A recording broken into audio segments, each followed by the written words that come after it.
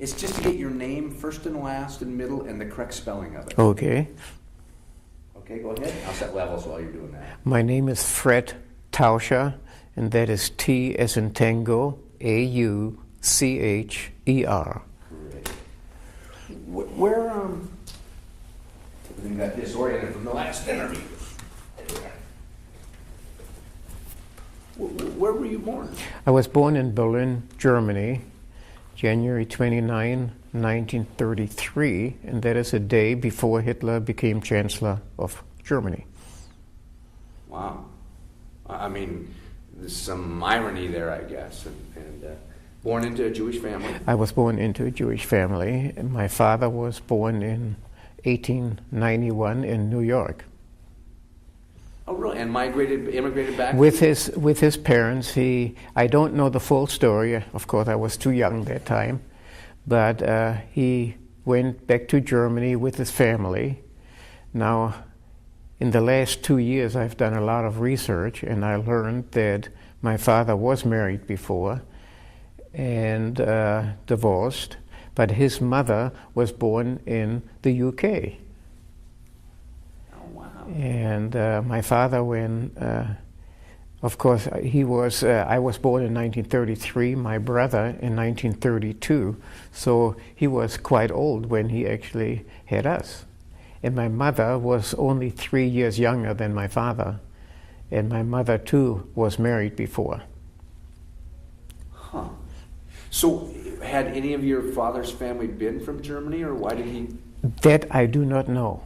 I have no idea. I've been trying to research it, but I do know the family on my mother's side were from Eastern Germany, which is now Poland. For instance, my mother was from Beuthen, Oberschlesien, and my father too lived in that area, which was then Breslau, that was Germany. Now it is Wrocław. In fact, providing there's no war, I will be going to Germany in May and also visit Wrocław to kind of now look more into my family on my mother's side. What did your dad do? When Kristallnacht occurred, and I remember that like it was yesterday, when the windows were shattered and the Nazis destroyed my father's store, removed his inventory, destroyed his sewing machines, his tools of the trade. And I remember that like it was yesterday. Now the unique thing was, back in 1938, the Germans arrested most Jewish store owners, but they did not arrest my father. And I heard him discuss that with my mother too, many times, and with friends. The reason he was not arrested, he thought because they considered him an American Jew, because they knew he was born in the US, and they left him alone. And of course, because of that, I think my father never made any attempts to leave Germany. He figured they'd leave him alone. They made him work as a slave laborer on the railroad after they took the store away from him, but he did remain. And he was not arrested until late 1943, so one of the last people that was arrested from the railroad where he worked and shipped to Auschwitz. And apparently, from the information I've gathered, that he was murdered 2 days after he arrived in Auschwitz. The Germans kept fantastic records, even though some of the dates were wrong. But they still documented They it. documented everything, yes. When they took your father's shop, was that a very organized sweeping of the streets by the Nazis to take these shops, or was it just chaos? Or? Chaos. I would consider them, they were a bunch of hoodlums. And they just, it's just like when we've had demonstrations here, and I'm thinking of the World Trade Fair that we had here back 3 years ago. And I was an interpreter.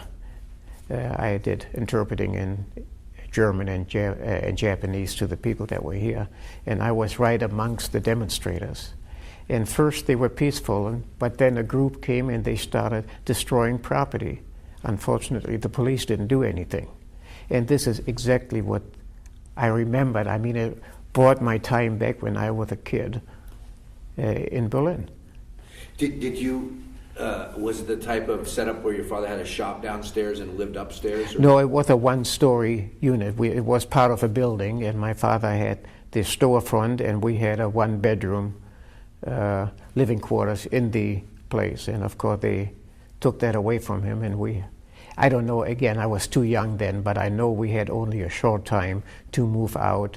And again, the Germans then had some apartment houses in not one of the better districts of Berlin where all the Jews had to stay. And we had a one-bedroom, that's all we had, a one-bedroom. And I think we had to share the bathrooms and kitchens and so forth with other tenants on that floor. So how old were you when they took the shop? I was, probably I was just barely 6 years old. I think it was either December or January of 1938, 39. And I was born in January 33. That had to scare the hell out of a little kid. Oh yes, it sure did. And I still remember my mother just being up in arms, and she says, "What are we going to do?" And I remember when they destroyed his inventory and everything, my father saying, "Well, that's what we have insurance for."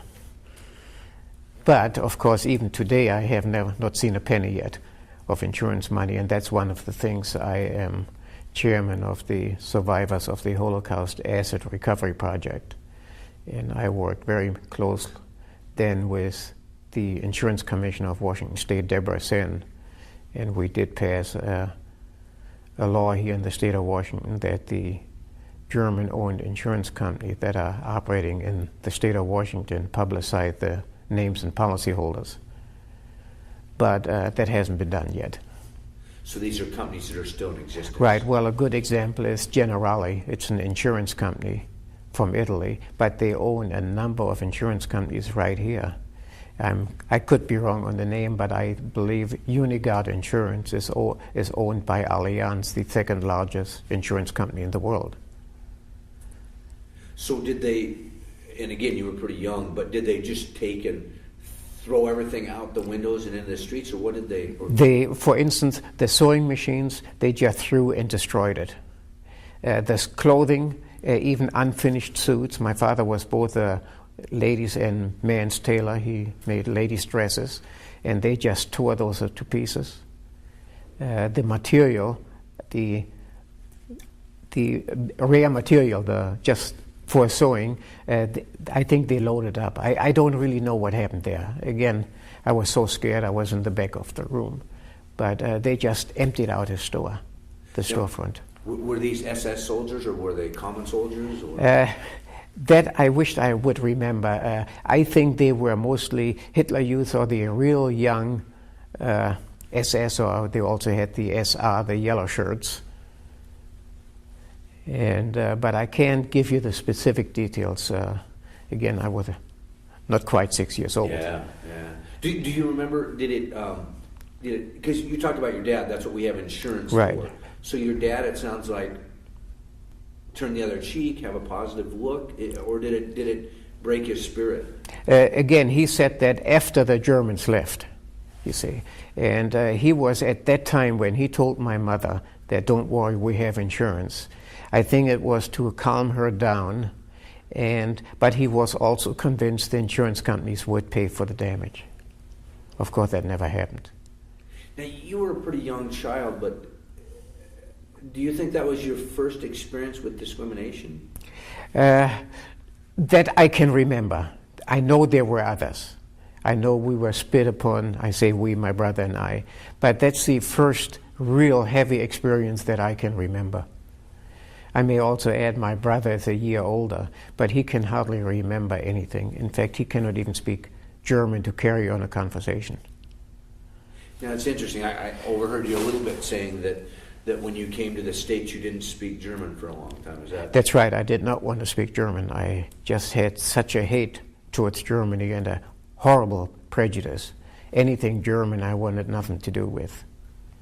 And I changed my mind back, I think it must have been 1970 or 1971, when I computerized the Jewish Community Center on Mercer Island, which is for Greater Seattle.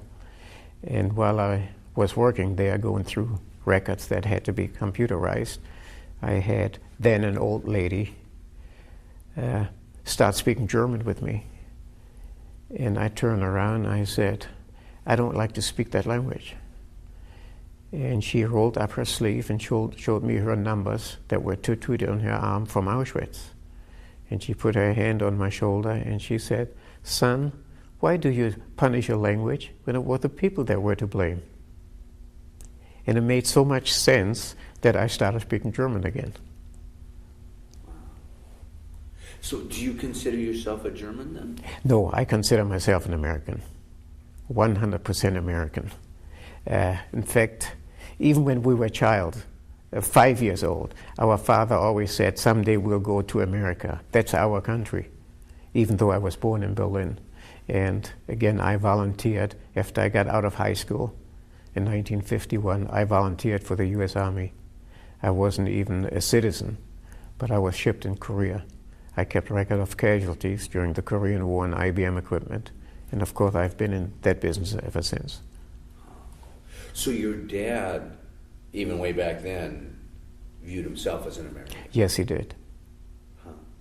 That's why we, as Adolf was saying, we spoke with a gentleman yesterday, Mr. Zweig, that was at Auschwitz.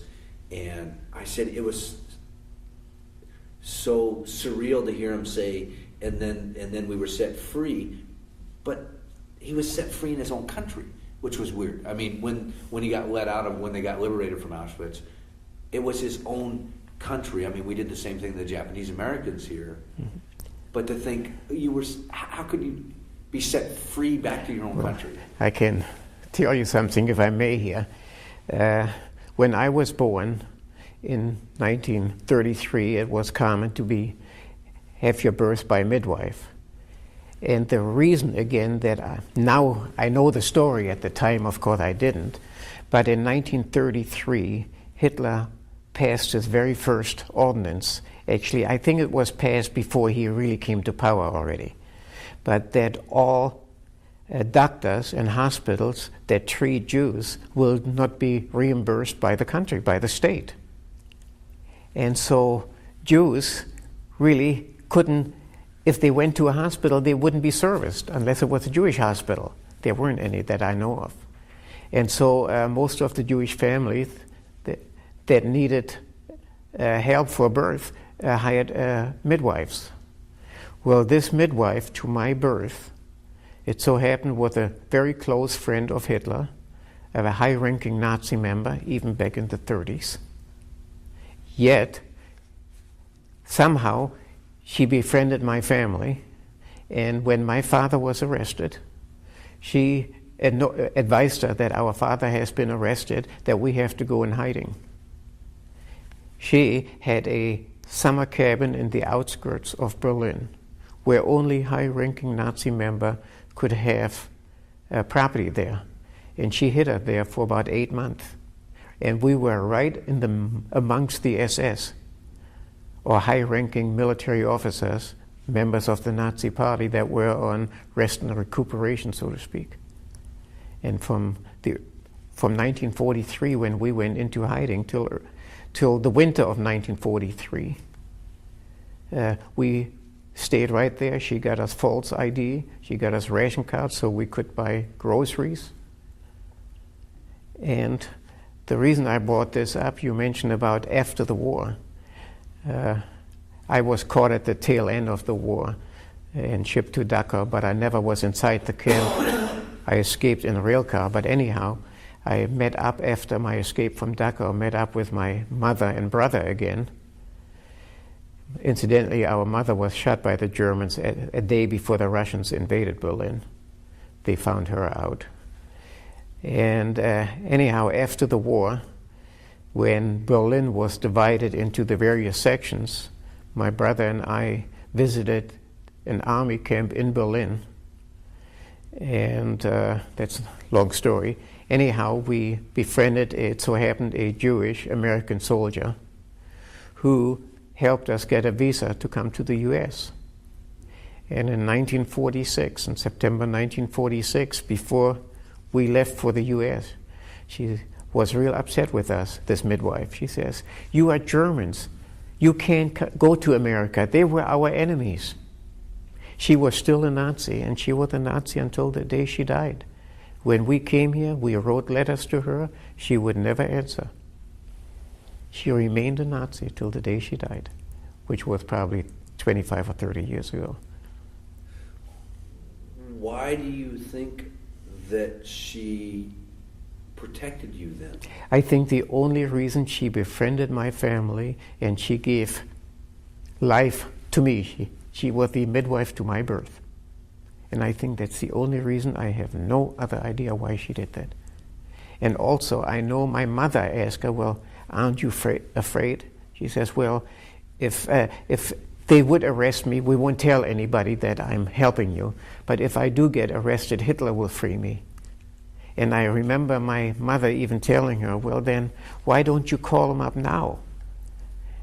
Because she was also such a fanatic. She was convinced Hitler didn't know what was being done. That's what a fanatic she was. And my mother asked her, "Why don't you call up Hitler?" She said, "I've called him many times, but he's so busy with the war effort that he just hasn't had time to call me back." So she believed that Hitler didn't know about what was happening at That's right. in Dachau. That's right. Because I've heard the other extreme. I've heard people say, "Well, the people of the village didn't know what was going on." No, I'll go right back when I was arrested. Incidentally, the German archives are saying that I was arrested April 15th. But I couldn't have been, because I was probably on the last train, the cattle car, to Dachau. But I think it must have been March, because in April, I'm sure the trains were not running to Dachau, which is 30 minutes drive from Munich. And the Allies were already there, and I think some other areas, the British were in there. So it had to have been March when I was arrested. But when I was arrested, first of all, I didn't have my ID. Like this midwife gave us ID, but I didn't have the ID that I belonged to the Hitler Youth. And also, kids were supposed to be 10 years old and older in Hitler Youth uniform. I didn't have Hitler Youth uniform. Of course, there I stood out, even though I looked more like I was about 7 or 8 years old. And anyhow, they wanted my ID. I showed them ID. "Why aren't you in Hitler Youth uniform? And where's your Hitler Youth ID?" I said, "I don't have it with me, and the uniforms are being washed." And what did they do? It was in a streetcar full of people, and they made me drop my pants. And that is because in Germany only Jews are circumcised.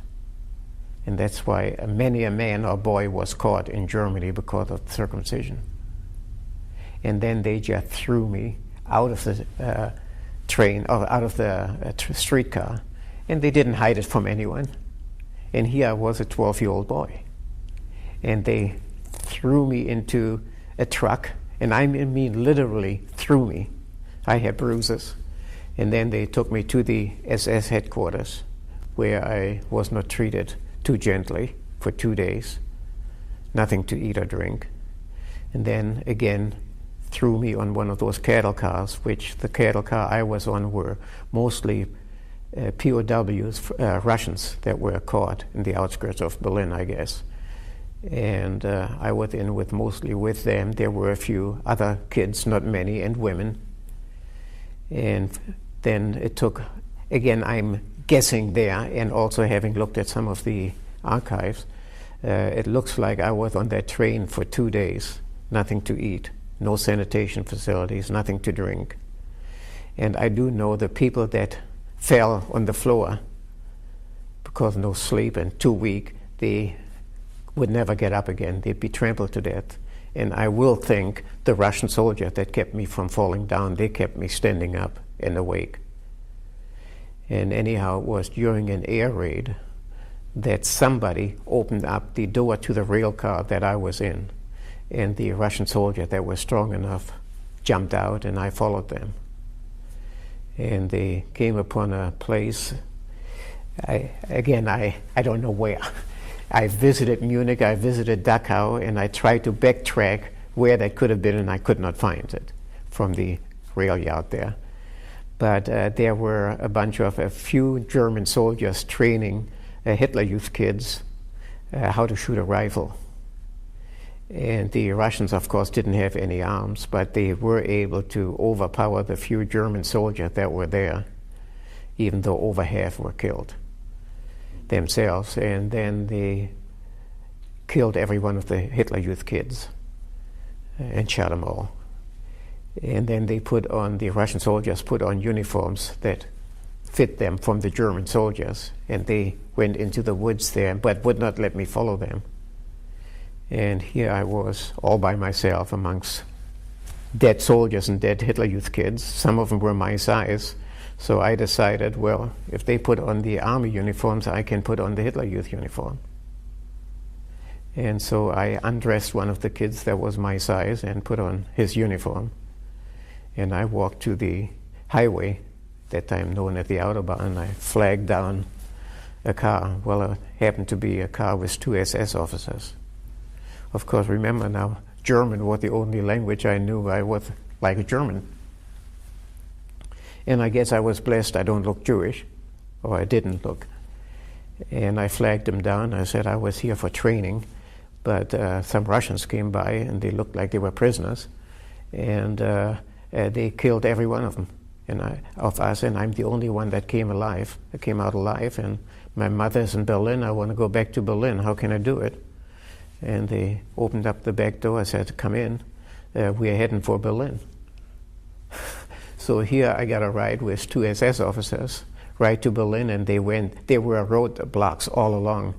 And they had a little sticker on their windshield, and they were not even asked. They were just waved right through the roadblocks.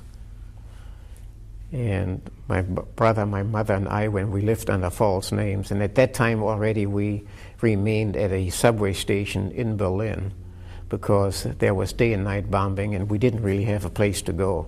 And together with thousands of others, Germans, they remained down in the subway station because it was safe from artillery fire and so forth. And I met up with my mother and brother again.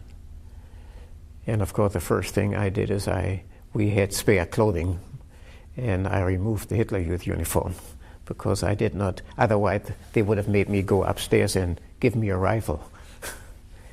So even though, like I say, I was a 12-year-old kid that looked more like 8 years old. But anyhow, while the fighting was going on in Berlin, my mother went up stairs from the subway station to get water out of the fire hydrant, which the people did, and she didn't come back. And it was just recently, probably less than a year ago, that my brother actually received the death certificate of our mother from the German government, and it said she was shot at Prince Albertstraße 9. Well, Prince Albertstraße was the SS headquarters. So apparently our mother was caught getting water from the water well. They hauled her off to the SS headquarters, which probably was only a 10 or 15-minute drive, and shot her over there. Or maybe she tried to escape. I do not know. But that's the first time that we knew. Before, we just had her as missing. And we thought possibly that the Russians, when they invaded Berlin, they took many of the Russian women and kids and hauled them off to Russia. And we thought this is probably what happened to our mother, because even when the Russian occupation was still in Berlin, before the Allies came into Berlin, they loaded my brother and I on 2 trucks many times, wanting to ship us off to Moscow. But it was very easy. They didn't guard anyone. As soon as the truck slowed down or stopped, we'd jump off. Because again, our main goal was to come to America.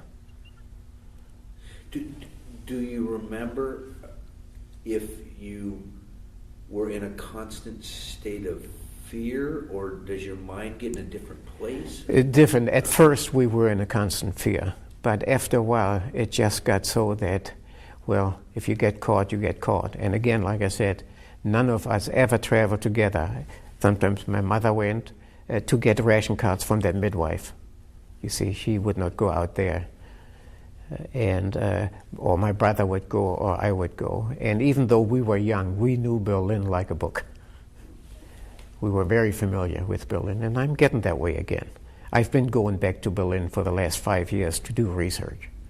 That's why I'm beginning to put a puzzle together.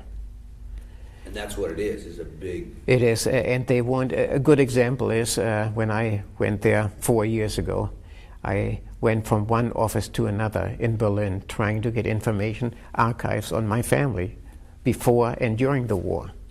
And I was sent from one end of Berlin to another, always to a different office. And here it was on a Thursday afternoon, we were ready to leave on a Saturday. And I had just been sent into East Berlin, even though it's one Berlin now, but the eastern part of Berlin. And they told me I had to go to that street, which was only a block from the hotel I stayed at. And I got to that place, and I go up to that office, and I speak in English first, and right away the receptionist didn't know English, so I spoke in German. And I said I was born here, and I'm trying to get some information on my time in Germany. And I was told that you have it here. She said, oh no, you have to go to that office. Again, another part of Berlin, and I lied there. I said, I just came from there, and they said, you have it here. I was really getting upset. And she says, well, I can't help you. I said, well, then let me speak to your supervisor. Well, they're all busy. I said, well, then I'll wait until somebody is free. I'm not going to leave here until I get some information. And I raised my voice a little bit. And then a door opened, and a young lady came out. And she spoke in German. Can I help you? I said, yes, I'm from the USA. And she interrupts me. She says, oh, you are? And she speaks good English to me. And I said, yes. And she says, where are you from? Well, I'm from Seattle, I told her. She said, you gotta be kidding. I love Seattle. I love Pike Place Market. And it come to find out she was a PhD holder, and most government people in Germany, also in private industry, that have management type of jobs they have a degree, either in a PhD or they have this diploma degree. And she was a PhD and was for 6 months here in Seattle attending the UW for some type of training. And so we hit it off. Anyhow, she says, well, you have to go to Potsdam, which is, again, it's a good hour by train out of Berlin. And she says, now you won't find the place, and it's too late for you to go today. You go tomorrow, and here's how to get there. You take the train to Potsdam. Once you get off the train, you walk across 2 aisles, and you take bus number, I've forgotten now. Oh, gee. Yep. I'll stop With that, can you? This is both a Palm Pilot and a telephone. Oh, that's pretty slick. And I hit the wrong button. I told her I was at an interview today. That's my girlfriend. Back on. Women. So anyhow, she told me then the bus and how many bus stops and where to get off. And she told me everything. And once you get off, you'll see it's a botanical garden there. Beautiful landscape. She,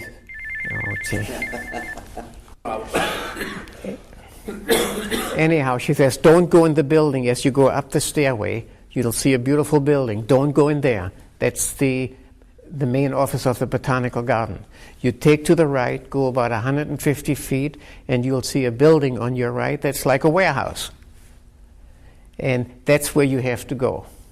So sure enough, I got there the next day. And there were some people working there, landscaping. So I asked a few people in German, we're at the archive center. No, never heard of it, never heard of it.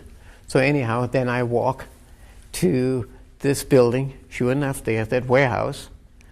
And I open it up, and a lady greets me. Are you Herr Taucher? My name in German is pronounced Taucher. And I said, yes. She says, well, here's the information that you were looking for. They gave me complete computer printouts. And also, I was requested by a friend of mine also living here in Seattle, who also came from Berlin, if I could get information for him. But I didn't tell that to this lady in Berlin. And then I asked, can you also give me some information on this gentleman? She says, well, just a minute, we'll get to the computer. And she gave me much bigger printout than what I had for me. But anyhow, that printout that she gave me showed exactly the date, even the transport number that our father was arrested and that shipped to Auschwitz. It did have the wrong birthday of my father, but it had in New York. They had all the information, and that we lived illegally from 1941. Well, that's when we were supposed to have been arrested. Of course, we weren't going into hiding until my father was arrested in 43. But I think maybe this midwife had something to do why my father wasn't arrested earlier. But they showed us living illegally from 1941. And then it showed that I was arrested April 15. Like I said earlier, that should have been March 15, I think. And that I turned up missing on April 19th or 20th, which again should have been March. And then they had where we lived after the war and emigrated in September. They even had the date that we left Germany, wow, which was September 7, 1946. They had all that information. But anyhow, they said when I left that archival center, they said there's more information, but they had to go to other archives. They had to gather that information, and they will mail it to me, and also for this other gentleman. And about 2 months later, I get a form letter from that archival center, and it said that, sorry, we have checked our archives and there's no information on you or your family. Now I sent an email to this lady that got me that information. The email address bounced. So I called up my phone, actually made a phone call, and nobody ever heard of her. And 2 years ago, when I went back, I could not find out if she's still working for the state or what happened, or if they fired her. I have no idea. Now, I ran out of time, but I'm going back in May, and I'm going to try and visit that archival center again and see what they'll print out for me this time, or if they are erasing the information. I do not know. Wow. What? And incidentally, the same thing is true on this friend of mine.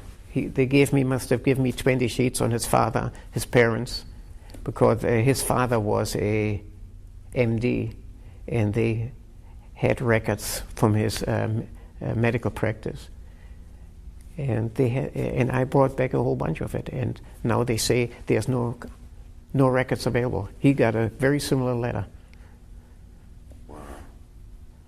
So it didn't end. I mean, no. What was happening is not. No. What? Now, your father was arrested. Were you with your father when he was arrested? No, he was out working on the railroad. Remember, they took his store away, and we lived in an apartment that they forced us to live. And he went to work in the morning, and he came home exhausted. And of course, this one day, he didn't come home, but this midwife called us and says, leave the apartment, or you too will be arrested. So did you know where your father had gone at that No, time? at the time, no, we didn't know it. He sent her a postcard, though, and said, I'm in Auschwitz, everything is fine, don't worry about me, I'll be home soon. And she was upset about that because she didn't want, because they were looking, who they were sending mail to, that she would be in trouble, even though she was convinced Hitler would free her. But again, nobody came after her or anything because, again, of her connection with the Nazi Party and Hitler. But it was just a postcard with a few lines that I'm sure he was told what to write. A couple things become interesting because I've never heard of anybody sending a postcard from Auschwitz. Yes. I've heard other prisoners at prisoner of war camps, American prisoners caught, sending home to mail. No. But here, so your father was yes, there. I do remember. That midwife, she received the postcard from him, and she was really kind of upset about that. Now, I'll let this jet go by. Oh, isn't that beautiful music? I love airplanes. I own an aircraft. Oh. Did you have any idea at the time what Auschwitz was? No. But we knew there were concentration camps. But I think my mother knew. But we as kids were never told. We just thought this was a place where they were forced to work. We did not know until later that, yes, we knew, let's say back in 1944, after about a year living under false names, we knew if we were caught, that would be the end of our life. We knew that. Did you originally think that your dad would be coming back? Yes, yes. And you think that was part of your mom protecting you? Yes, uh-huh. It's interesting because, and I didn't, I'd read it places, but I actually talked to somebody a couple of months ago that tried to tell me that he had been over there, he had gone to visit, and he had seen, I forget which camp he went to, but he said, it's not real. He was trying to tell me that Oh, I get so upset. Honestly, the last time I was in Munich, which goes back a few years, when I was sitting at a restaurant very close to Dachau, and I was talking to some Germans in Germany, and they still do that today. When you sit in a restaurant and it's a busy restaurant, they'll put other people at your table. And especially where you're on a highway, they have rest stops with restaurants. And I was sitting at one of those tables very close to Dachau. In fact, I was driving to Dachau. I had a rental car. And I was sitting with these guys, and I was saying, how far is Dachau from here? Oh, I'm going to Dachau. I said, yes, I want to visit there. Oh, forget it. That's all a big lie. That didn't happen. And I really got upset. And I almost got into a big fight. I will say here, I am martial arts trained. I have a 2nd degree belt. And I don't want to do it here or I'll break this. I can still put my hand like this on wood and can actually break wood. Well, I got so upset at this one guy, and I said, you are damn liars. I happen to be here as a 12-year-old child, as a prisoner, and don't tell me it has never happened. And just unconsciously, I put my hand down on the table, raised everyone's hands. And every one of those guys, waiter, check please. They couldn't get out fast enough. But it's only my training in martial arts that I could actually keep my discipline myself not to get into a real big fight. And that's where you would have gone, right, is to Dachau. You were That's on the right. train to... That's right. Well, I was in Dachau. Dachau, if you should ever visit Germany and Dachau, you'll see the train station, and then there's a fence, and then there's a big sign, Arbeit macht Freiheit, means work gives you freedom to go into the main camp. And so, I wasn't inside the camp, I was in the rail. And again, now I know why, but at that time, they didn't know what to do with us. They knew the Allies were right outside of Dachau. And I also, again, I don't know who did it, but I believe it was one of the guards that opened up the rail car, and when I was in the door, just so that he could get preferential treatment, probably. And I did meet a U.S. soldier that was one of the first troops into Dachau. And I asked him once, what happened to all the people that were in the rail car when you were there, when you liberated them? He says, well, there were rail cars full of people. There were a few open with empty ones, but most of them had dead bodies in them that had numerous gunshot wounds in them. So I think when the Allies were actually in there, all the people that were still in the rail car, they were just murdered, executed, machine gunned down. Why do you think that Russian befriended you in the rail car? I was a kid. I was a child. And they just kept me. In fact, I think one of them was actually a Russian Jewish soldier. But it was more the humanity of, here's a scared child. Exactly. And I was scared, and I was beaten. Had bruises on me, my face, and so forth. The people that beat you when they captured you and threw you in and all that, was it pure? I mean, today you hear President Bush talk about evildoers, and was that evil you saw? Yes. In fact, I put Saddam Hussein in the same category as Adolf Hitler and Joseph Stalin. I put him in the same category. Did you ever hear Hitler speak? Oh, yes, but I never listened to him. But I heard him speak, yes, many times. Over the? Over the radio, loudspeakers. And actually, I think I was preached already. Well, after the Kristallnacht, my parents pretty much preached to me, Hitler's no good. We're going to go to America. But my father didn't have that much money. He was a tailor and struggling, and I think he also felt he was safe when he was not arrested at Kristallnacht. It's interesting the contrast between your father and parents realizing that Hitler was evil and this midwife who, for whatever reason, didn't want to believe that Hitler knew what was going on. Was she upper class, the midwife woman? Yes. In fact, I visited the apartment that she had in Berlin, which is still an upper class neighborhood today. Is now when she protected you, she took you out of? Occasionally, let's say when we went to town, and it was too late. I say we, whether it was my mother, my brother, or I, always individuals, we'd stay at her place overnight, and then, in fact, I almost forgot about that. That rings bells, back memories now. She got us in touch with a person who lived in the outskirts of Berlin, also in East Berlin, in Erkner, and the person was a driver of the train, the city train, called the Stadtbahn, the city elevated train.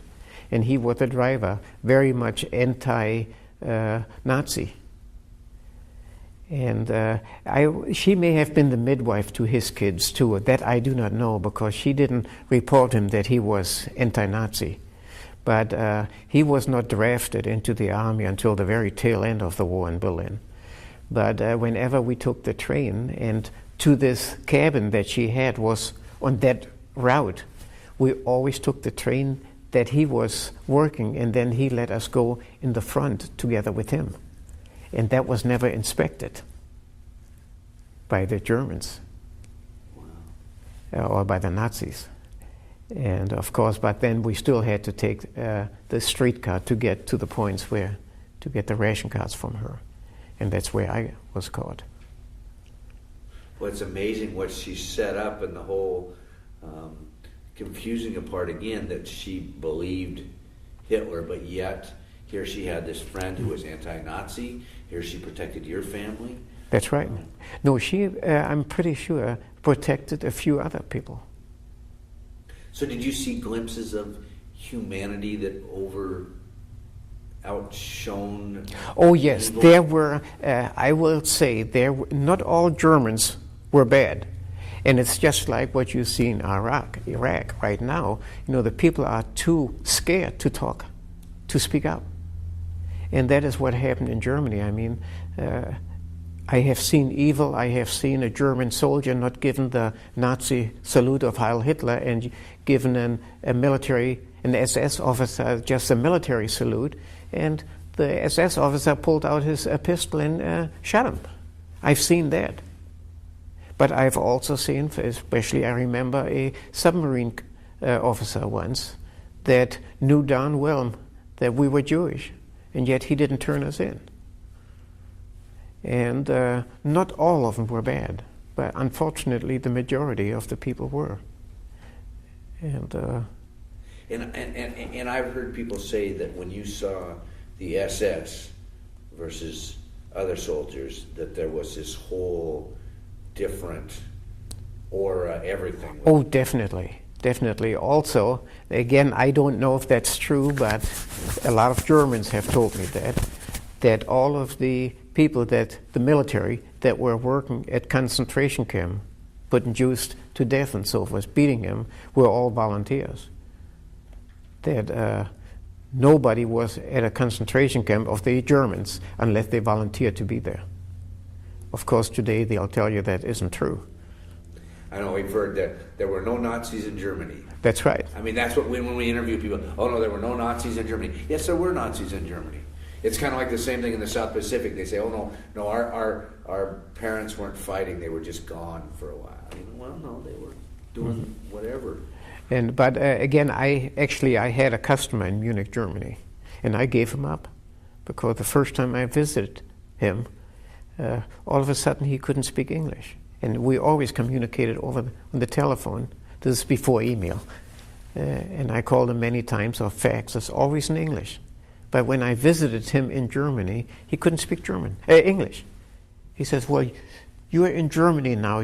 We have to speak German. He didn't even know I spoke German. But what in Munich I see is I see the Nazi mentality all over again. And of course, that's where it started. But giving the old Nazi salute or wearing some of the old Nazi paraphernalia is strictly illegal, subject to arrest. But in Munich, I have seen these punks giving Nazi salutes in front of police officers who just turn their face.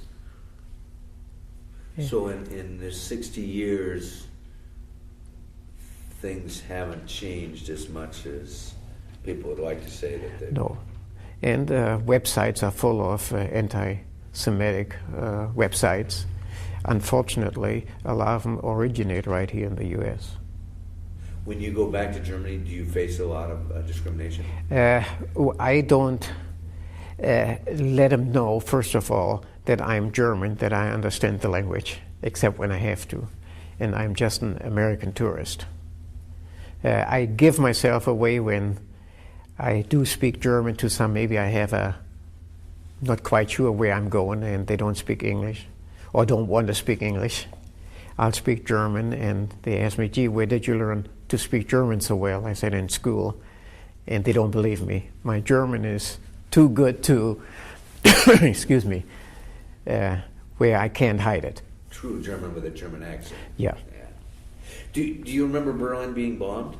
Oh, yes. Oh, what yes. was that like? Again, you got to my brother used to be very, very scared.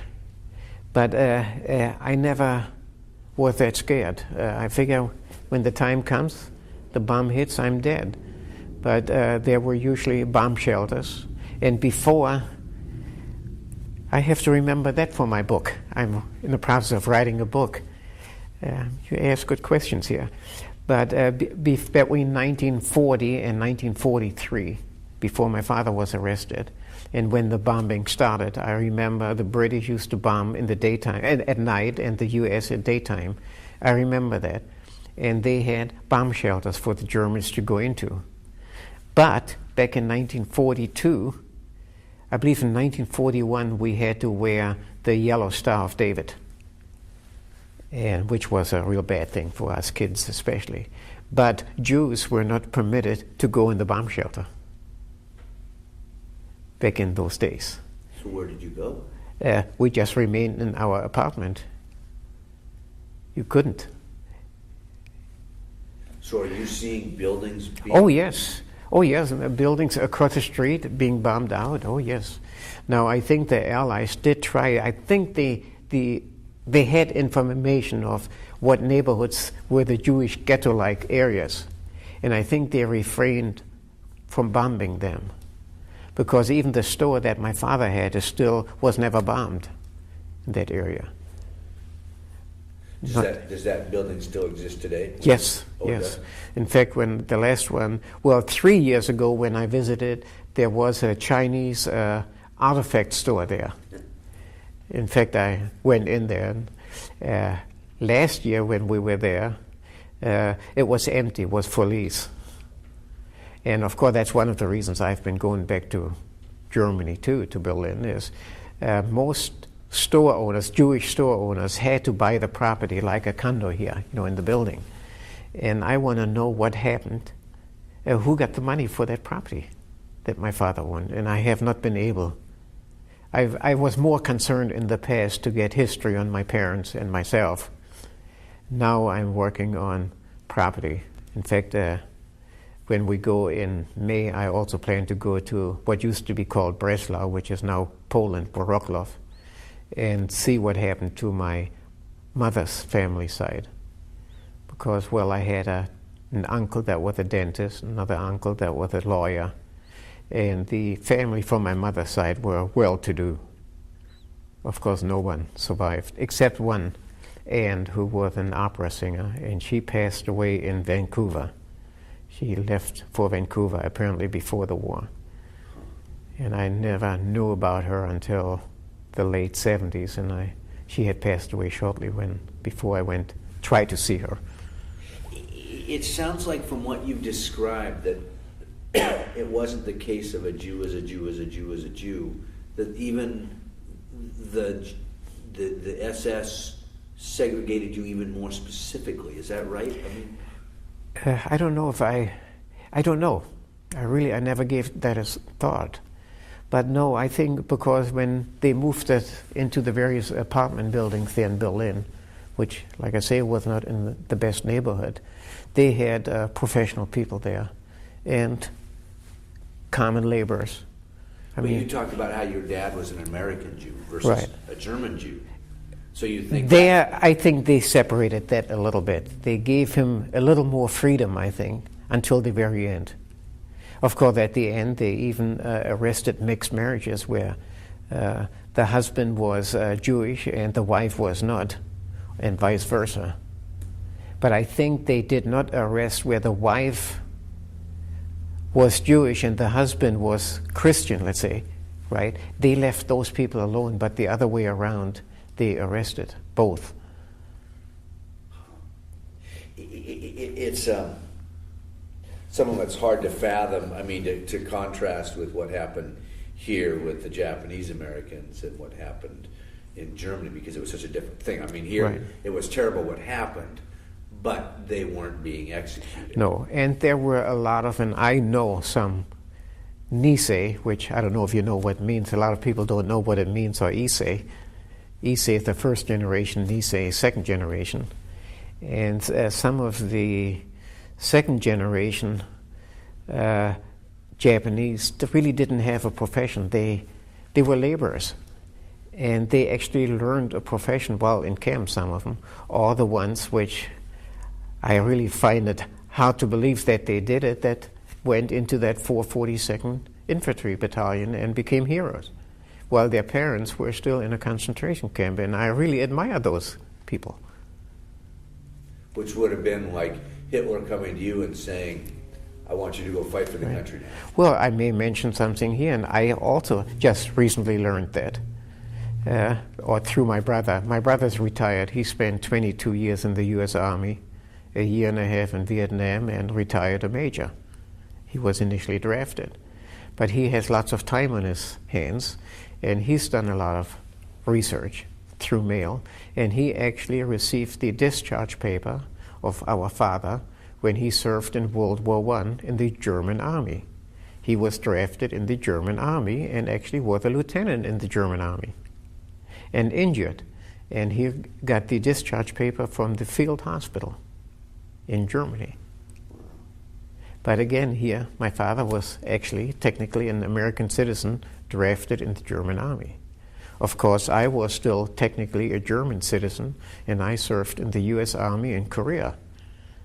In fact, I remember when I took my test for citizenship while I was in an Army station in Fort Leonard Wood, Missouri, and I took the test and the interview with I get the examiner from the Immigration Service, and I was in an Army uniform. And one of the questions this examiner asked me, would I bear arms for the U.S.? And I said, well, and I had my orders for Korea.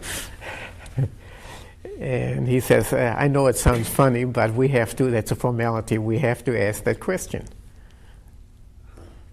Did you go to a Jewish school as a child? Or I had to. Had You to. had to? Yes. And I only went to the first grade and second grade. Then they closed the schools, and then, of course, we went into hiding. Had to because of Hitler's orders? Yes. They closed all the Jewish schools in 41 already.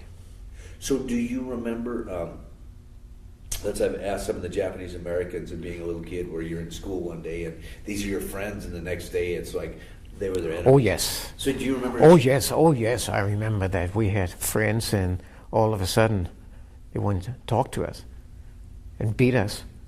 And that happened when we had to wear the Star of David. So even little kids? Yes.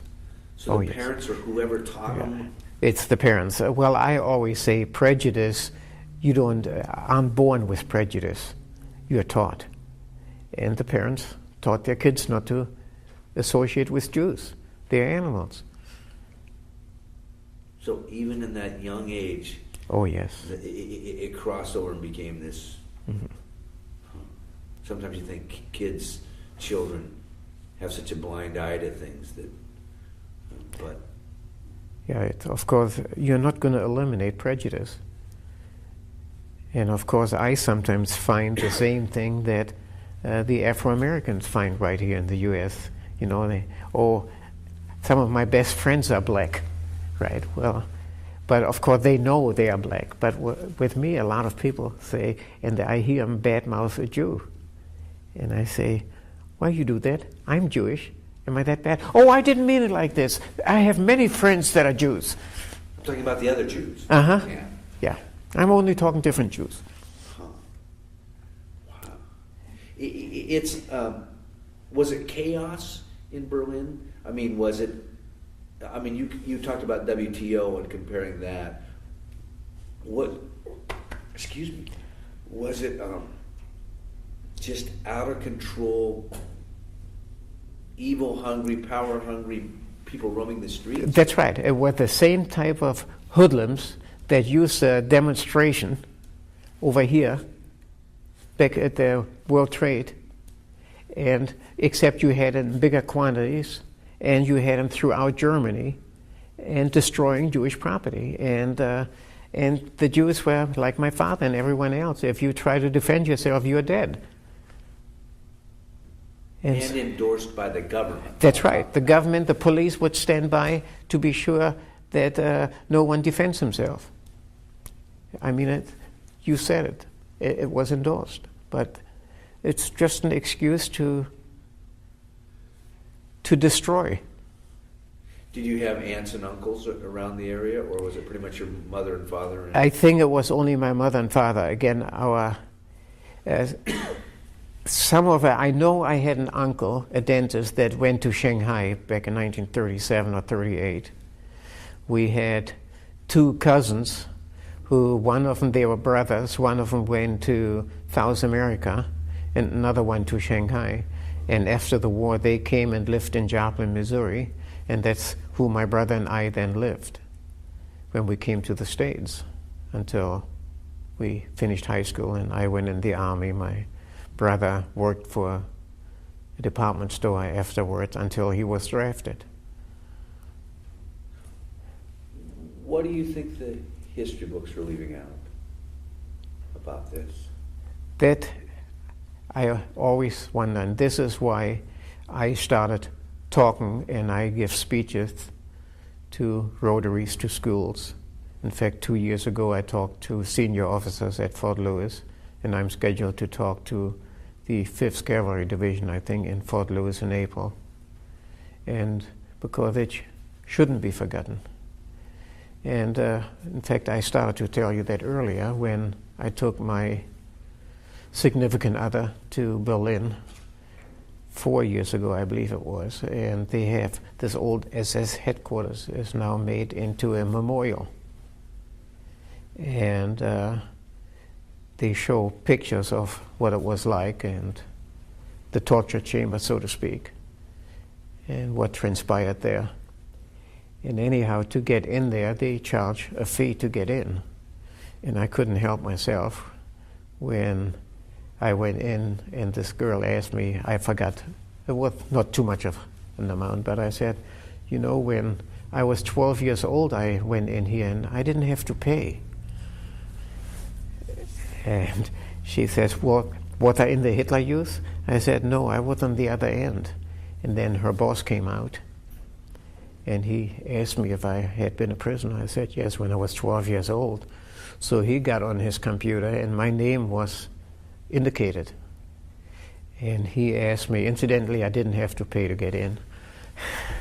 And he asked me if I'd be willing to give a taped interview. And I said, well, what do you want it for? And he says, well, there's so much denial going on that we try to tape everyone that ever had been a prisoner here, whether Jewish or non-Jews. A lot of Germans that again helped Jews were also put in there and tortured. And so he says that we're trying to get everyone like that, and then we send those tapes to high schools to eliminate denials. So I agreed to that interview, and it was about a 5-hour interview, all in German. But you do have this generation now that regrets what has happened, fortunately. And yet Germany does not want to ally themselves with the US right now. And but I'm not a great lover of Bush, I will say. Somewhat stubborn and so forth, but he said something last night in his speech that I fully agree. That cancer you have to stop before it gets too big. And Saddam Hussein is that problem. Do you think Hitler was that cancer, or was it a country? Well, Hitler formed that cancer and infected the rest of the nation. You see, when he took power, Germany was in the midst of a big inflation, worse than any depression we've ever had here in the US. And the German people as a whole, I think, are gullible, and he just convinced them. And the majority of the people were convinced that Hitler was God. Do you think it could happen anywhere? Yes, unfortunately. Well, look at the old Yugoslavia, Cambodia, the Pol Pot regime. And I think if Saddam Hussein has his way, he could do it, at least in the Middle East. Well, I think he tried back 12 years ago by going into Kuwait. If the US hadn't interfered, Saudi Arabia would have been next. And same type of protocol, a sterilization, cleansing. That's right. And look at Afghanistan, the Taliban. They started to cleanse out different religions and even made some of them that weren't their religion different clothing. The women had to wear different clothing. It's same like the Star of David that we had to wear in Germany.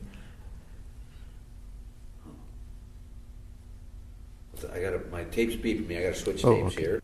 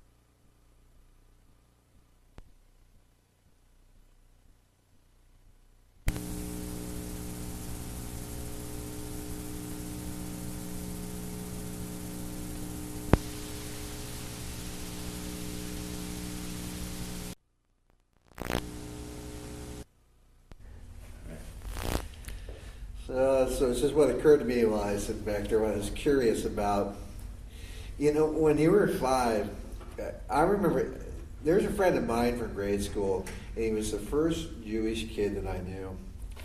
And when Hanukkah and Christmas, the subject came up, for 2 young kids, we're both sort of going, now explain this to me. Now, how does this work? Because it was so different, it was something alien to me I hadn't been exposed to. And so, 5 years old, when this starts to occur in Germany, do you remember thinking, well, why are they picking on me? Yes, I definitely thought, what did I do wrong? What did we do wrong? And probably not until I was maybe, again, after the Kristallnacht, when my parents also explained it to us, that we are kind of a minority race, and Hitler is not only bad for the Jews, but bad for the country. And don't advertise that you're Jewish. And also, it was my brother is a year older, and this all happened after the Kristallnacht. He went with some other kids, and they were walking to school, Jewish school, of course, we had to. And there is let's call it a river going through Berlin, the Spree. And some Hitler Youth kid threw my brother in the water. And my brother at that time didn't know how to swim. And he almost drowned. And it was just a German worker riding by on a bicycle. Now this was 1938 or 39. It was cold too in the wintertime. Anyhow, this guy jumped off his bicycle and jumped in the river to save my brother. And my father then, of course, very thankful, made that gentleman, sold him suits and things like this, and couldn't give him enough. Well, again, somebody turned him in, that he took bribes from a Jew, and he was arrested. Now, whatever happened afterwards, I have no idea. But this is when I realized that, first of all, we can't celebrate Hanukkah. And of course, there were no exchanges of gifts or so forth. So your mother and father, they must have drilled you a little bit and said, now look at this, if you're in public, don't do this. Exactly. And also, in those days, and we grew up very quickly.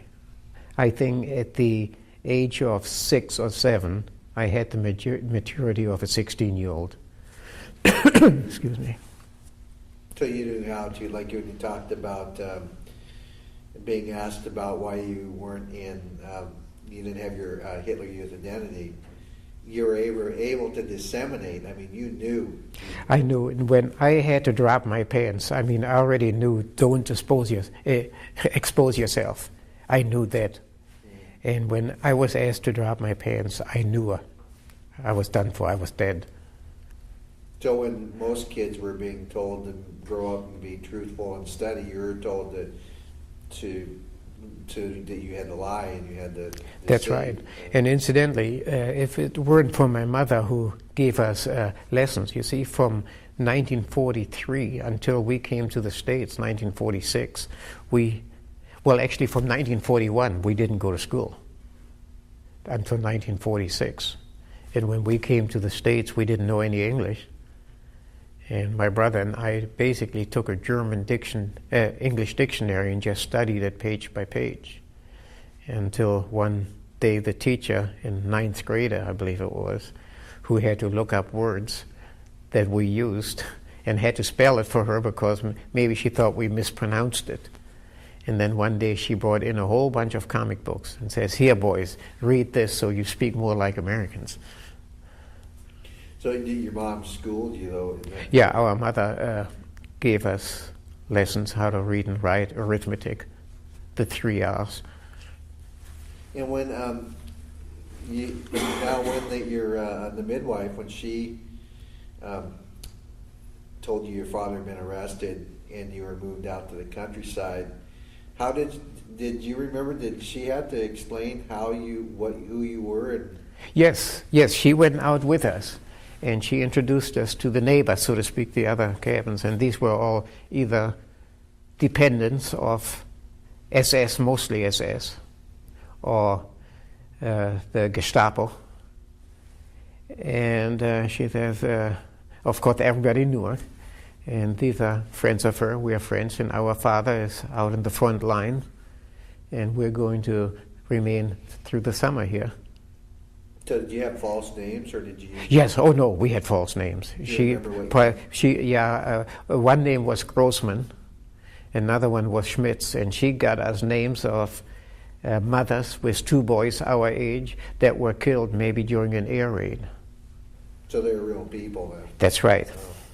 And we took their identity, but it had to be changed when it got. So that's pretty involved. It wasn't just that she.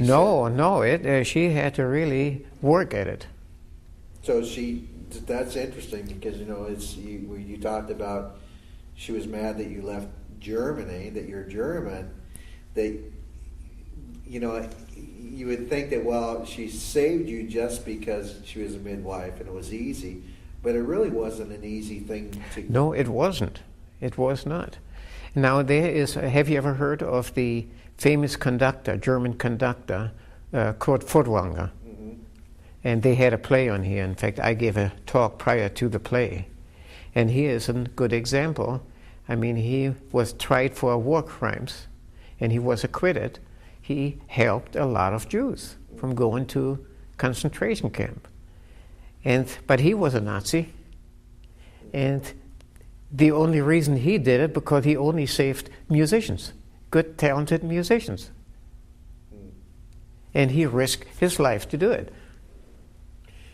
Did the what is the name of the midwife? What's her name? Nölting, N-O-E. In German, it's Nölting. I even have a picture of her right here because I have a PowerPoint presentation. Is she? That's her last name? Yes, Gertrude is the first name. Gertrude. Did you? Was she affectionate to you? Yes, very much so. Very much so. So that must have been hard when she severed communication with you and you left then. Oh, yes, yes. And I'm trying to find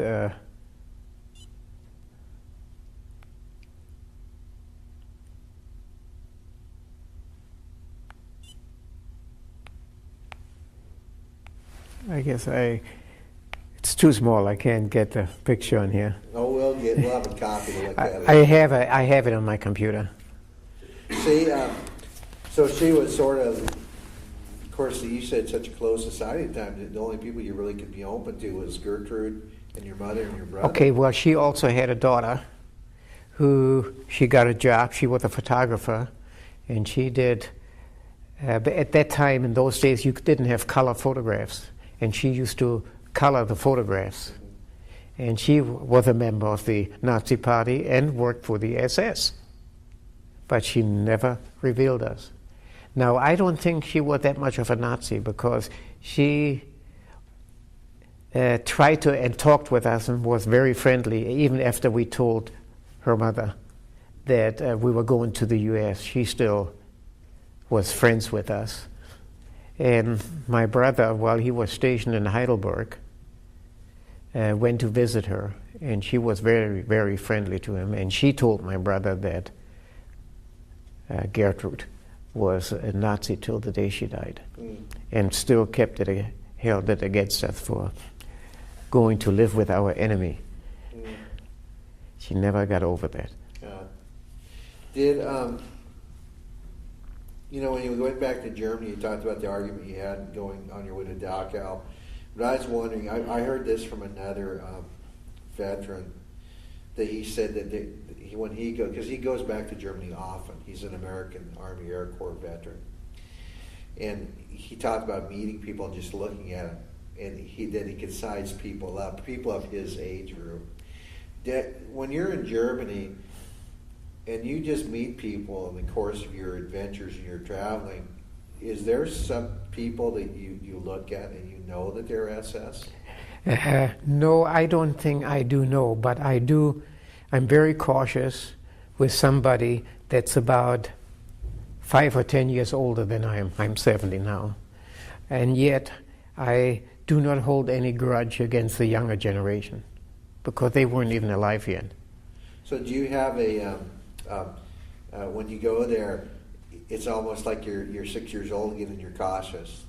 Are you observant of your surroundings when you're in Germany? Yes, I am. So there's a little bit of, yes, you'll never get over that. I don't think I ever will.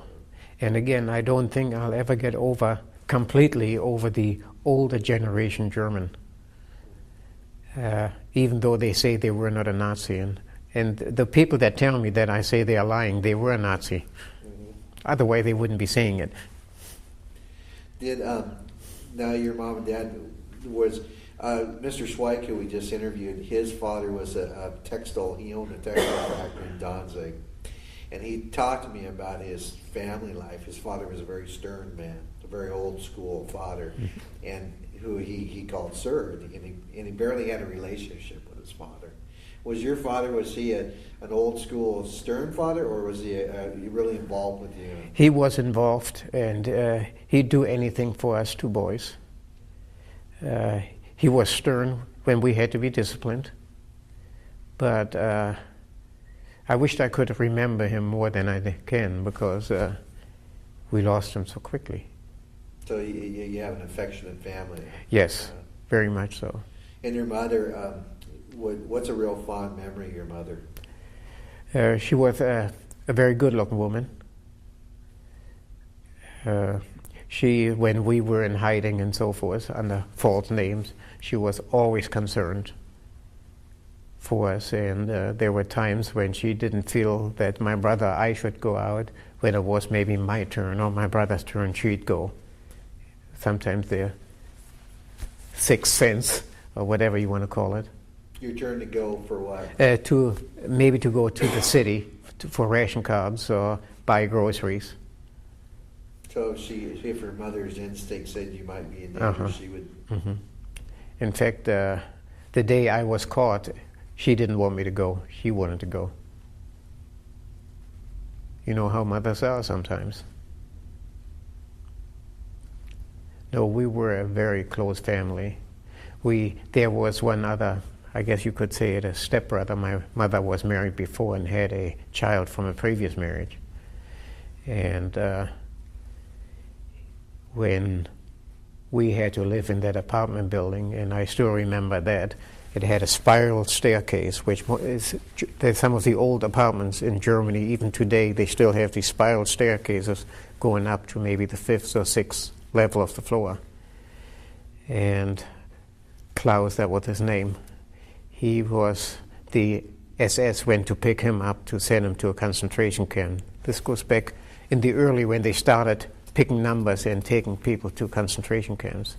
And he knew the SS was going up to get him, and he went right in the center of the staircase, head first, dove down to commit suicide rather than go into a concentration camp. Is that where you lived also? Yes. And my father and him didn't get along. Of course, that was not my father's child. Mm-hmm. So you really have a very vivid memory. I mean, you notice details, it seems like, from your past. Yes. So is that because of the trauma, or is that just that, are you a detailed person? I am a very detailed person. Do you ask lots of questions always? Yes. I am.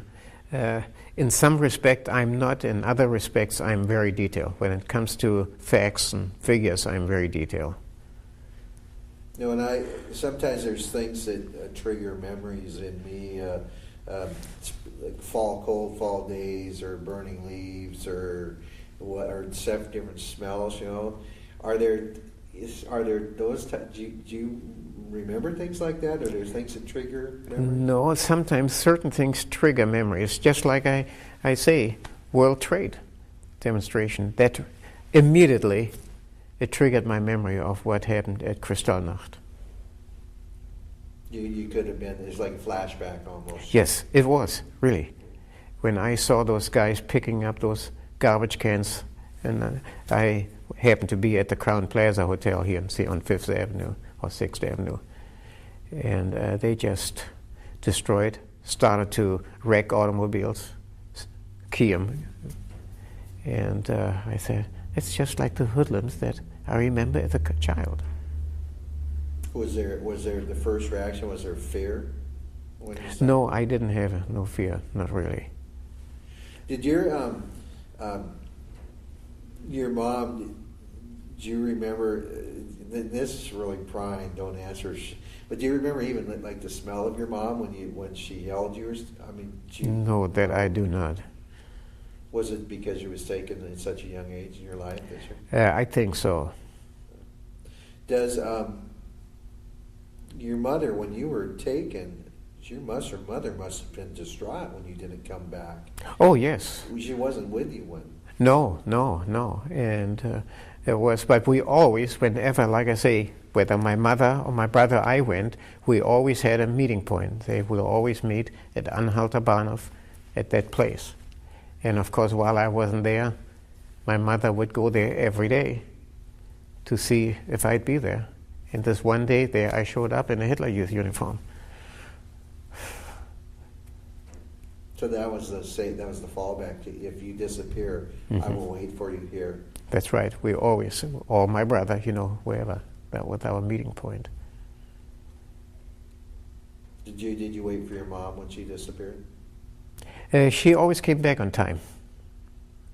Oh, no, when she disappeared at the end of the war. No, because the next day, my brother and I were down in the subway station. She didn't come up, and when we realized she hasn't come back, nobody could go upstairs anymore to get water. So we thought, well, she couldn't get back down. I had to go in a different part of the subway station. And of course, then all of a sudden, 2 Russian soldiers with Tommy guns came down, and everyone just clapped. And there were a few German soldiers there, and they threw down their weapons and raised their arms, and that was the end of the war for us there. Did you, when you came walking up in that Hitler Youth uniform, did it take your mom a second to realize it was you? Yes, it did. She wasn't sure. Was she exuberant when she saw it? Do you remember that? Oh, I'm sure. I don't remember. I was just so glad to see her, and she was so glad to see me. I really don't. I know she was exuberant, but how her feelings were in mine, I really don't remember that. That's just an odd situation, because here you disappeared, but she had no one to turn to say, my son's gone. No. My brother didn't even, and my brother was a little bit different. He doesn't remember much. And until I showed him, well, he didn't realize that I was in Dachau until after the war. And the Russian government made all concentration camp survivors. Made the German government, now that temporary government, that were concentration camp survivors. And somehow they knew I was one of them. And they gave us an ID. Because to go to a store, to buy a loaf of bread, there were so many lines. You may have to stay overnight until a new supply of bread was baked. And with this ID, I have a copy of it with me. With this ID, I could go in front of the line. Just held out this line. It had the logo of all the concentration camps on it. And even we could then go later on, go in first class in the trains. But my brother didn't realize that until I received that ID card, that I was in a concentration camp. That was the East German government did that. Is that who did No, that? at that time it was still one Germany. Just one Germany. It was after the war in 1940, 45. Well, and things when there still was a big shortage. Oh, of everything, even in 46. Did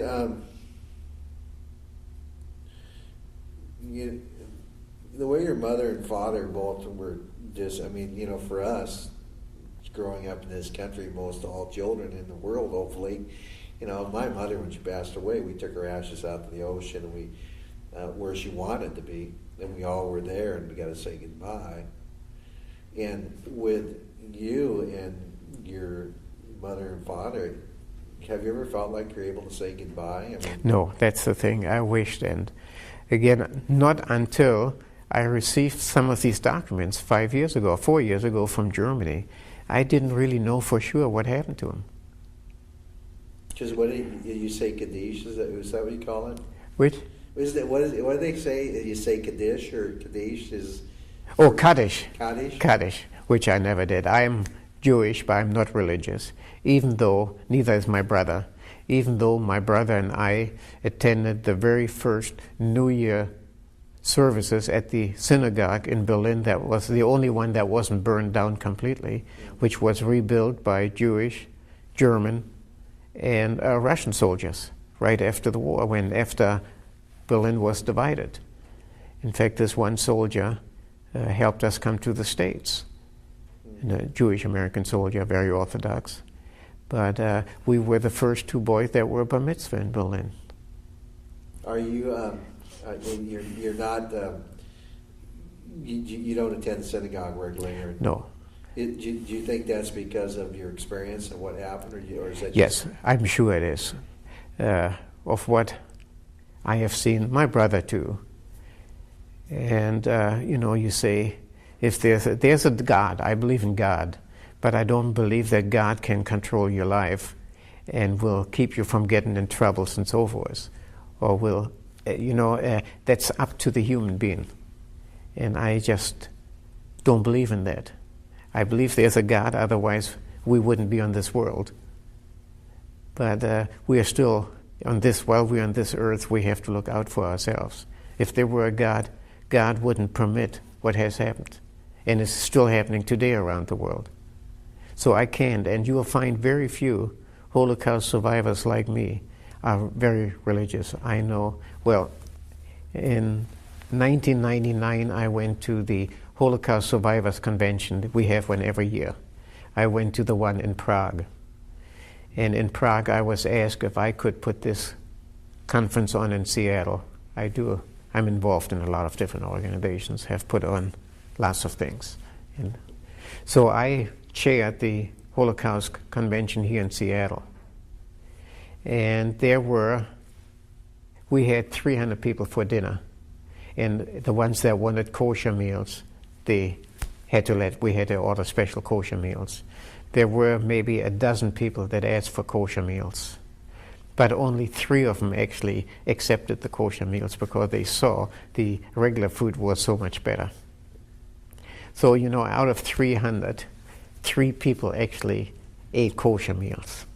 So that's that. Doesn't that tell you something? Yeah. If I talk to Mr. Zweig, who we just interviewed, is the same way. He doesn't attend synagogue on a regular basis at all. I don't even belong to a synagogue. Yeah, see, and I think he really doesn't. He just shows up at the one in Olympia when he wants to, which is very rare. Now, I gave a talk to one of the synagogues in Olympia 3 or 4 years ago. Mm-hmm. But my brother, he actually calls himself a Unitarian. Well, after he retired from the army, he worked for Douglas, Lockheed, and was stationed in London. But he made many trips to Saudi Arabia because he hired people for Lockheed in Saudi, so he made many trips, and as a Jew, he couldn't go there. So he called himself a Unitarian. So some things don't change, huh? That's right. Today, in the way things are in the world, after September 11th, there was a lot of backlash on Muslims in this world. How did you feel about that? Because I know that in Palestine and the issues there, that some of my Jewish friends, they're very one way about it. They don't like Muslims. But then other ones I've talked to, they sort of felt a common bond with what was starting to happen here, is that we were starting to say, we got to keep these people separate. No, first of all, I detest prejudice, even though, like I say, I'm prejudiced towards the older German, especially that I know were Nazis. Those I do have a prejudice, and I'll never get over it. But everyone else, I detest it, whether they are Muslim or what have you. And just because there's a small group that did that doesn't mean all the Muslims would do the same. In fact, the true Muslim religion is peace, being peaceful. So I have no animosity toward them. As far as Palestine, the Palestinians, well, the Arabs themselves didn't want them in their own country. And but what is happening there in Israel or in Palestine or whatever you want to call it, is the same thing that happened in Germany. You see, even before Hitler became to power, he already started brainwashing the younger kids, the 5 to 6-year-olds. But by 1940, they weren't 6-year-old anymore. They were teenagers or young adults. And of course, they grew up to hate Jews. And this is what's happening in the Saudis. They don't teach Jewism. The Jews don't belong in Israel. That is Palestinian. So they don't teach tolerance. They don't.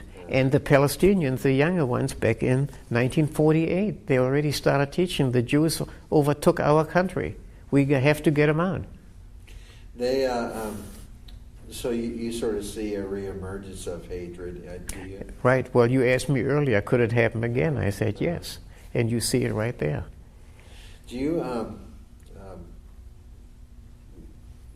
we were fortunate my mom was 73 years old, and even though I personally was so similar to my mom, we used to argue a lot, but in reality, I think I probably was the closest child to her.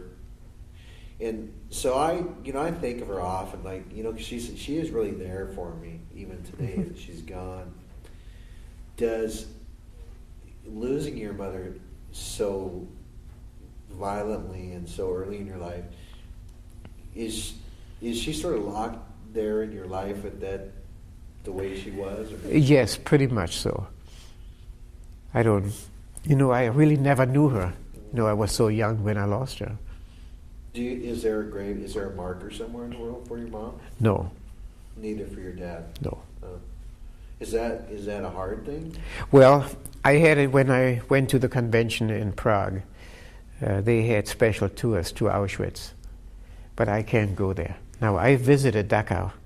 I visited the SS headquarters because I was there.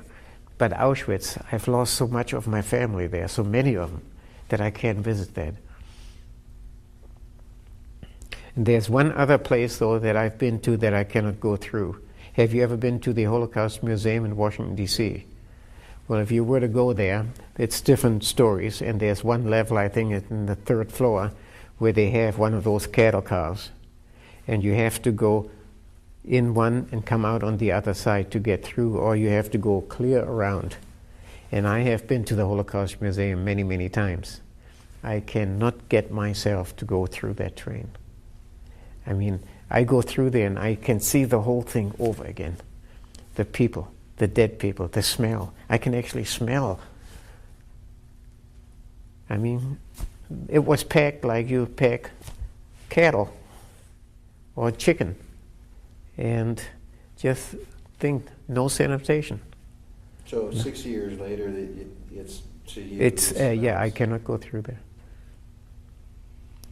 Is there a lot of memories like that when you? Fortunately, not a lot. I will say I had for 2 days thereafter, I had nightmares when I took my girlfriend through the SS headquarters in Berlin. I did have nightmares, but they do go away. When you were growing up when you were growing up in this really bizarre situation in Germany, having to hide and having to lie about who you were, most kids would be reading cowboy books and thinking about being cowboys or something. What did you think about? Did you think you had a future, or did you? We never gave that a thought, I think. At least me. I shouldn't even talk for my brother on that. I just thought survival. And waiting for the war to be over and our father to come back home. I thought of that, and playing, that was just out of the question. And of course, like when we lived out at that summer home, we had our school bags, and every morning, the kids that were there went to school. Well, we left right around the same time, or maybe a little bit behind, but we never went to school. We lived going to the forest and picking mushrooms. That we lived on mushrooms quite a bit. That was our main meal. And my brother and I both, young as we were, we knew every edible mushroom. So you were play acting. That's right. And then when it was time to go home, we didn't have watches, but you could tell in the lights and so forth. And then we'd stay at the edge of the forest and see if the kids were slowly coming back home.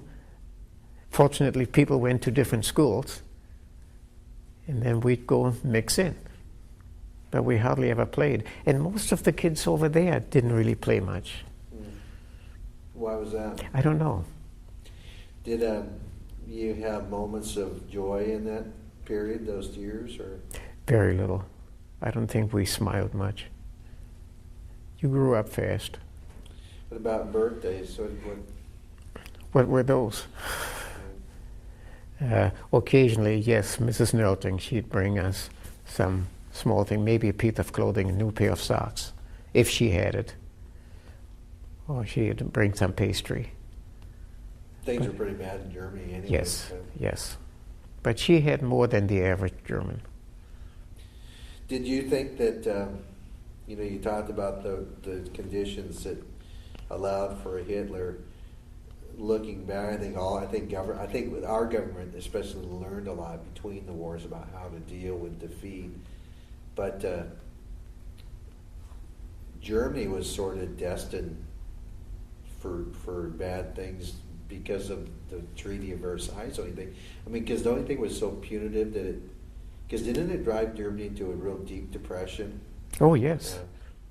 And then that was sort of wasn't that sort of the fuel for allowing a disease like this to grow? Oh yes.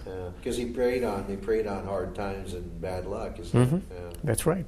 So the way that we handled things afterwards,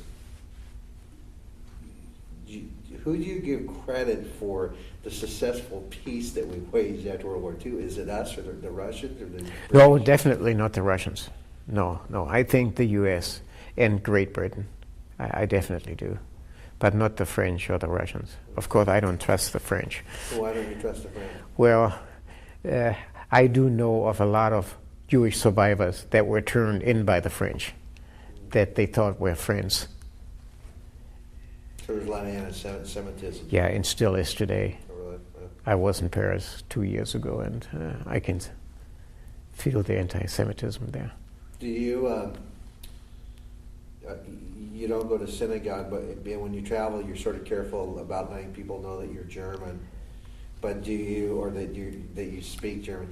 But are you careful about letting them know that you're a Jew? No, I let them know. So that you don't have a... No. Okay. But again, I feel I can handle myself if somebody wants to get violent with me. So if a Frenchman's going to be a bigot, that's fine. Mm-hmm. Let him be. I can't and don't have any intentions of changing his life as long as he leaves me alone and doesn't bother others like me. And, now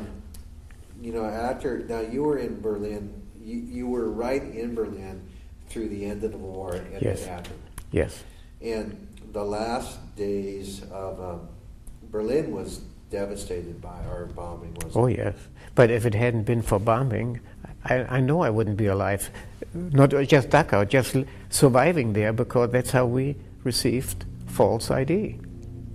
And I've had many a times I've met an old pilot, since I am an aviation enthusiast and an aircraft owner and pilot. I meet other pilots that have flown bombing missions throughout Germany, and I tell them I was there during the war. Oh, I'm sorry that we bombed you. I said, hey, don't feel sorry.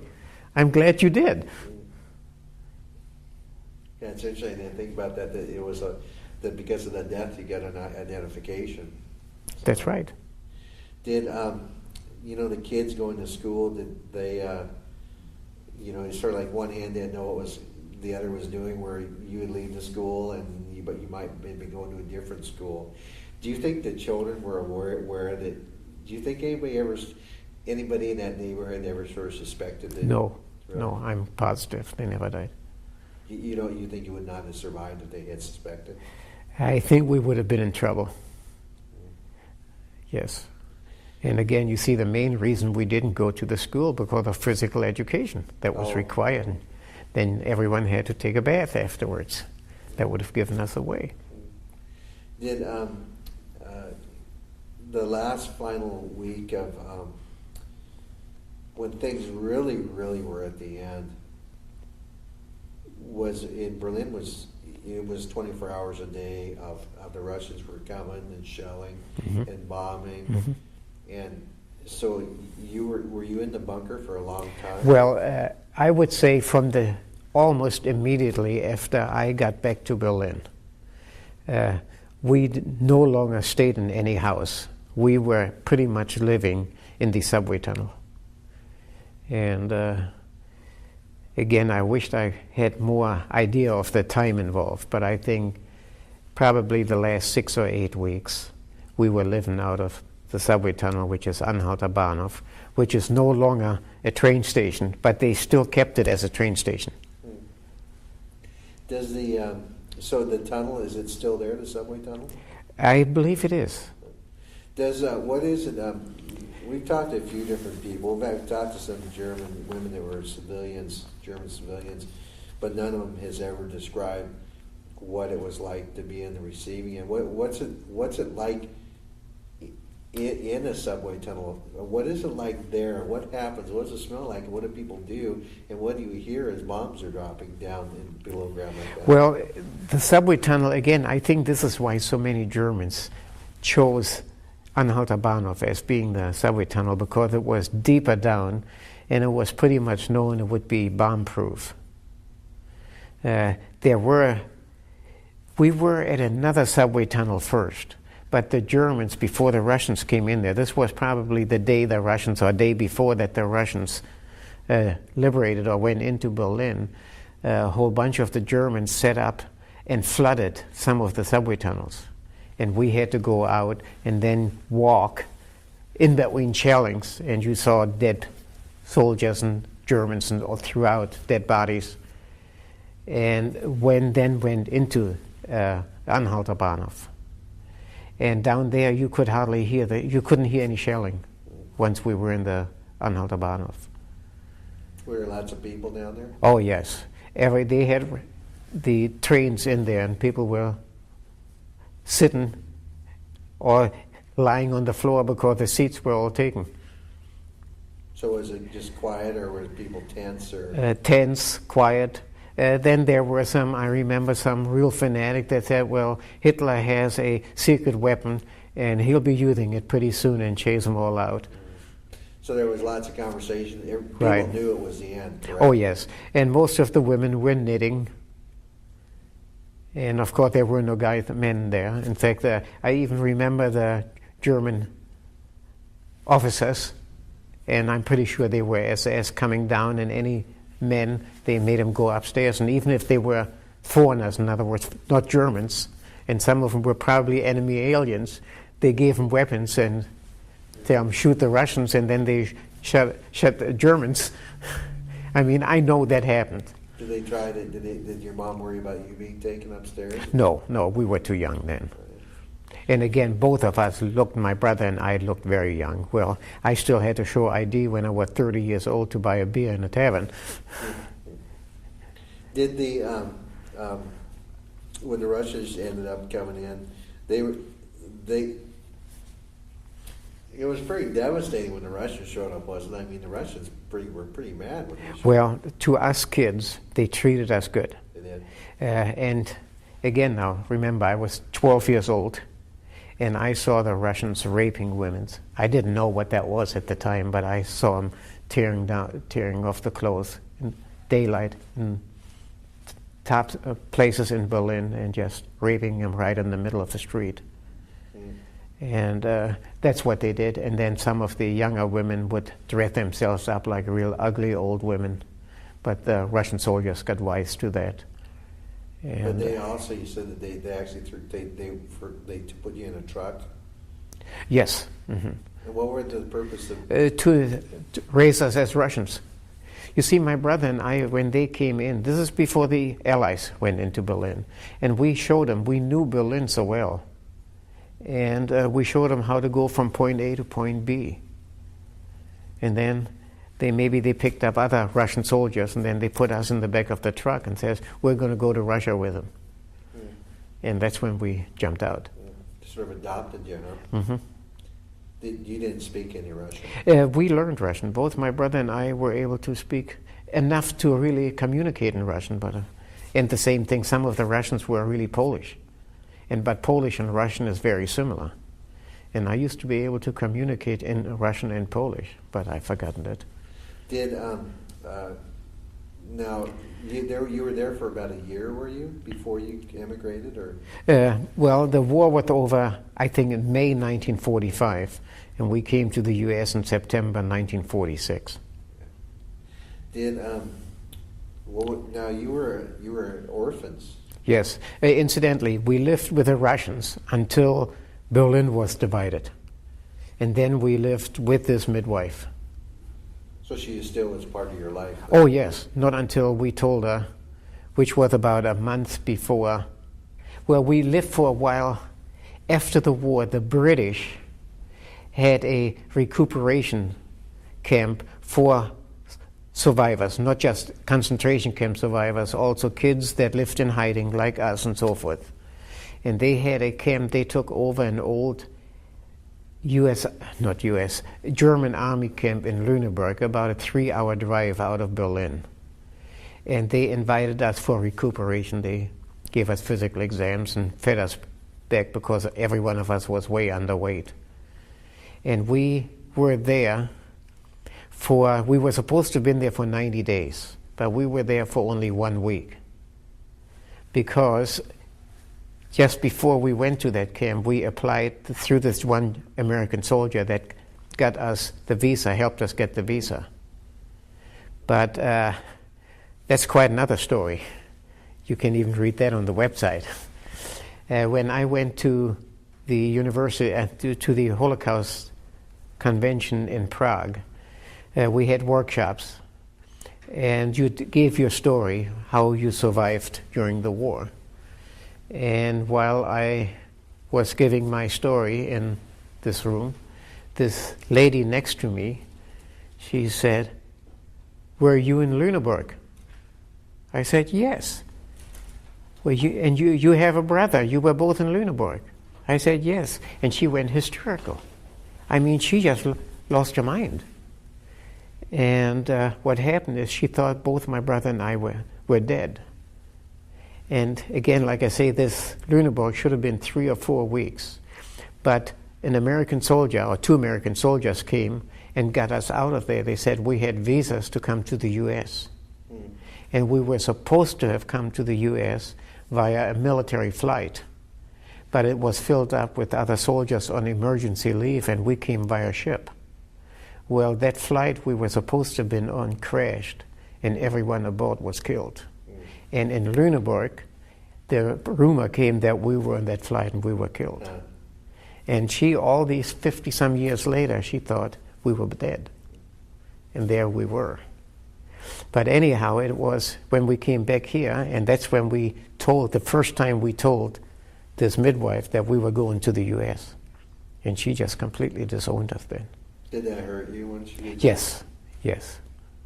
Yes, it did. Did you discuss that with her daughter? Yes, and her daughter says, "Well, she's old. You have to forgive her." And she's... So it was more. She was just right, and we just said, okay.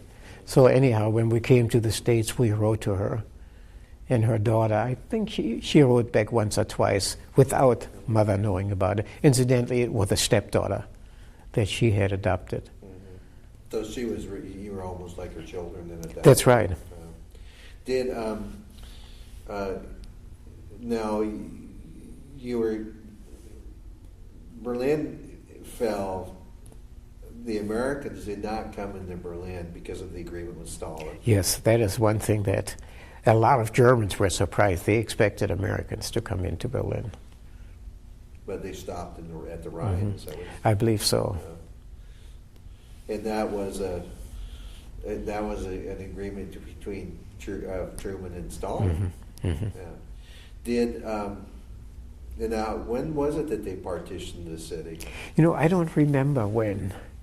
It must have been the end of 45, maybe 3 or 4 months after the Russians were in. So did you sort of seek out Americans at that point? Or? Yes, well, I can tell you that story. When the Americans went into Berlin, then we of course knew where Berlin was, and we knew in that section, which was not too far.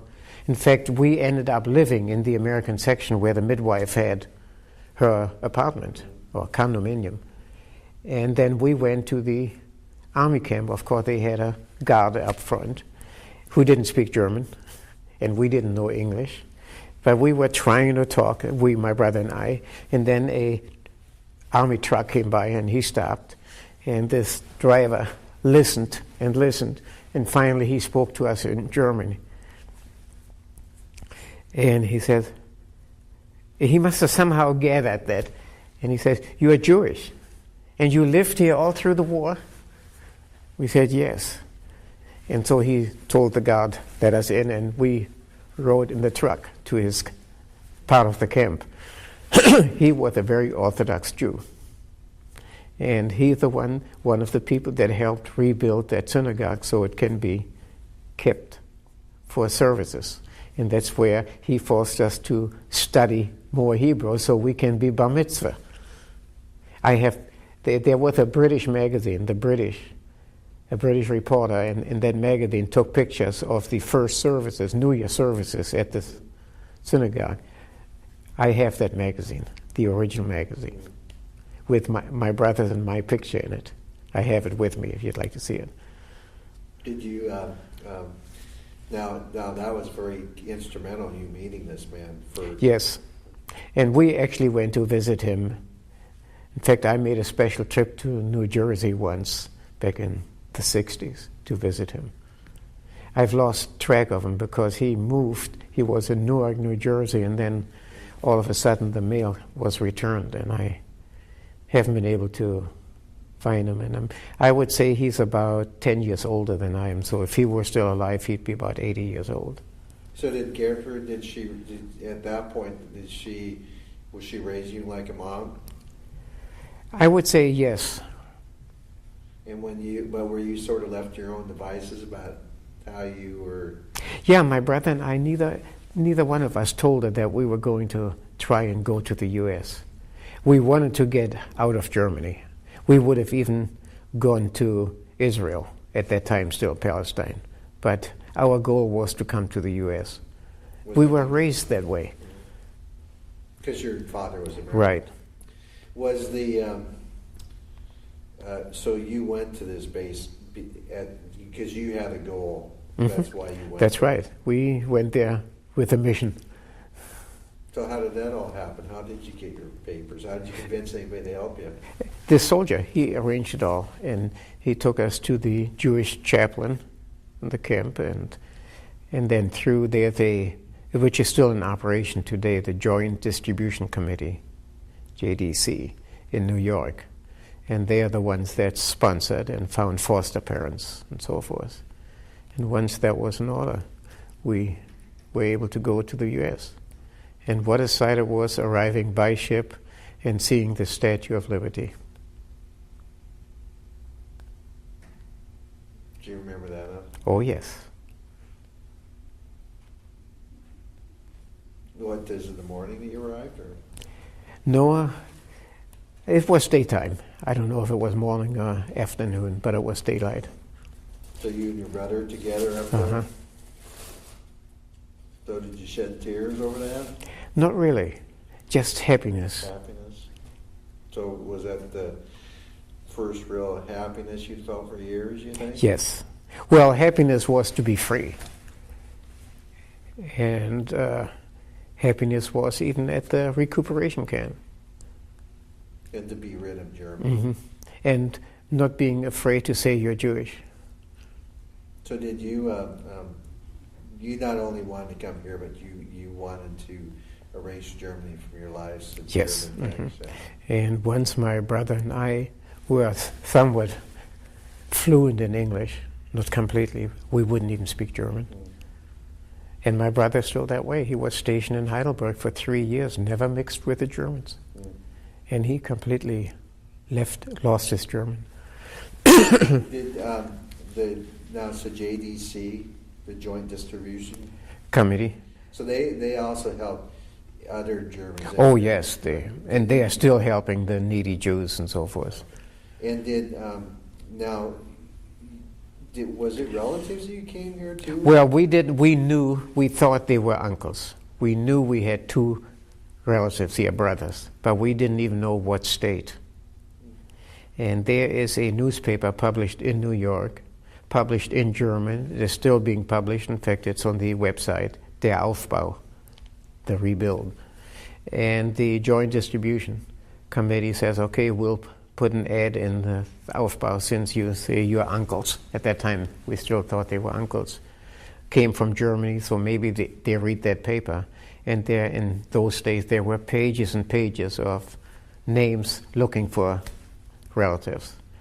And though my cousin never subscribed to that paper or read it, friends of theirs in St. Louis, Missouri, saw the name and called them. And that's how we ended up in Missouri.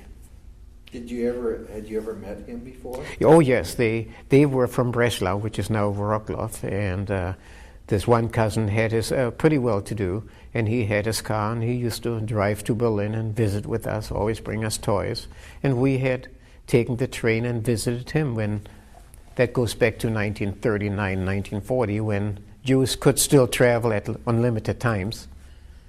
And so we knew them, but we thought they were uncles, but turned out to be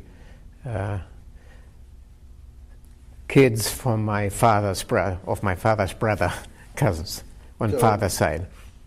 Is that with all the, there's a couple different questions, but one, you sort of, after the war, you sort of assembled your family and your life from what was left in the devastation. I mean, it's like, was that your only family that you had? Was the 2 cousins, right? And my brother and I, we're the only ones in our family that really survived. So you became sort of so you almost sort of came together as family. Right. These were 2 brothers, and the first 2 years in the U.S. we lived in Kansas City because there was no woman in the household, and they lived at the YMCA in Joplin, Missouri. And we lived with foster parents for the first 2 years, but then they had an aunt who was in Palestine, and they brought her over here from Palestine. And then they bought a house, and now there was a woman in the family. And that's when the social services would let us live with our cousins. And we went 2 years in school in in Kansas City, and then finished high school in Joplin. Oh, you got this for me? Yeah. Good, thank you. I just getting very dry. You just pop that clear top off. There we go. And you pop the white one up. Right.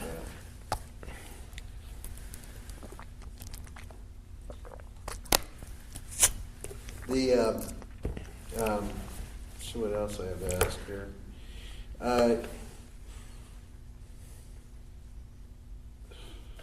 There's some other question. It says 48 years old. I can't remember anything. I have an excuse. I say senior moment. Oh yeah, but, Carl and I, we interview all these people. We interviewed a woman that was 96 years old, and her memory was better than mine. You know something? I don't know if you know Governor Albert D. Rossellini. I know of him. Yeah. Well, he's a very close friend of mine for the last 30 years. I have lunch with him about twice a month. I had lunch with him on Wednesday. Mm-hmm. And anyhow, that guy just turned 93 on January 21st. Mm. He still drives his car every day, goes to his office every day, and his memory is still surprisingly well. Amazing. I admire that guy, and I say as long as he can work, I can work. I have a question. I have a friend of mine that was immigrated as a child from Germany, because when the war was over, there was nothing. I mean, there was lack of food, there was lack of metal, right. There was lack of paper, there was lack of, and all of her brothers and sisters finally immigrated because the parents couldn't provide for their kids. And so, you know, I think for children today, they think, well, the war ended and everything was fine. But it really wasn't fine, was it? No. There was a lot of starvation after the war, especially in Berlin.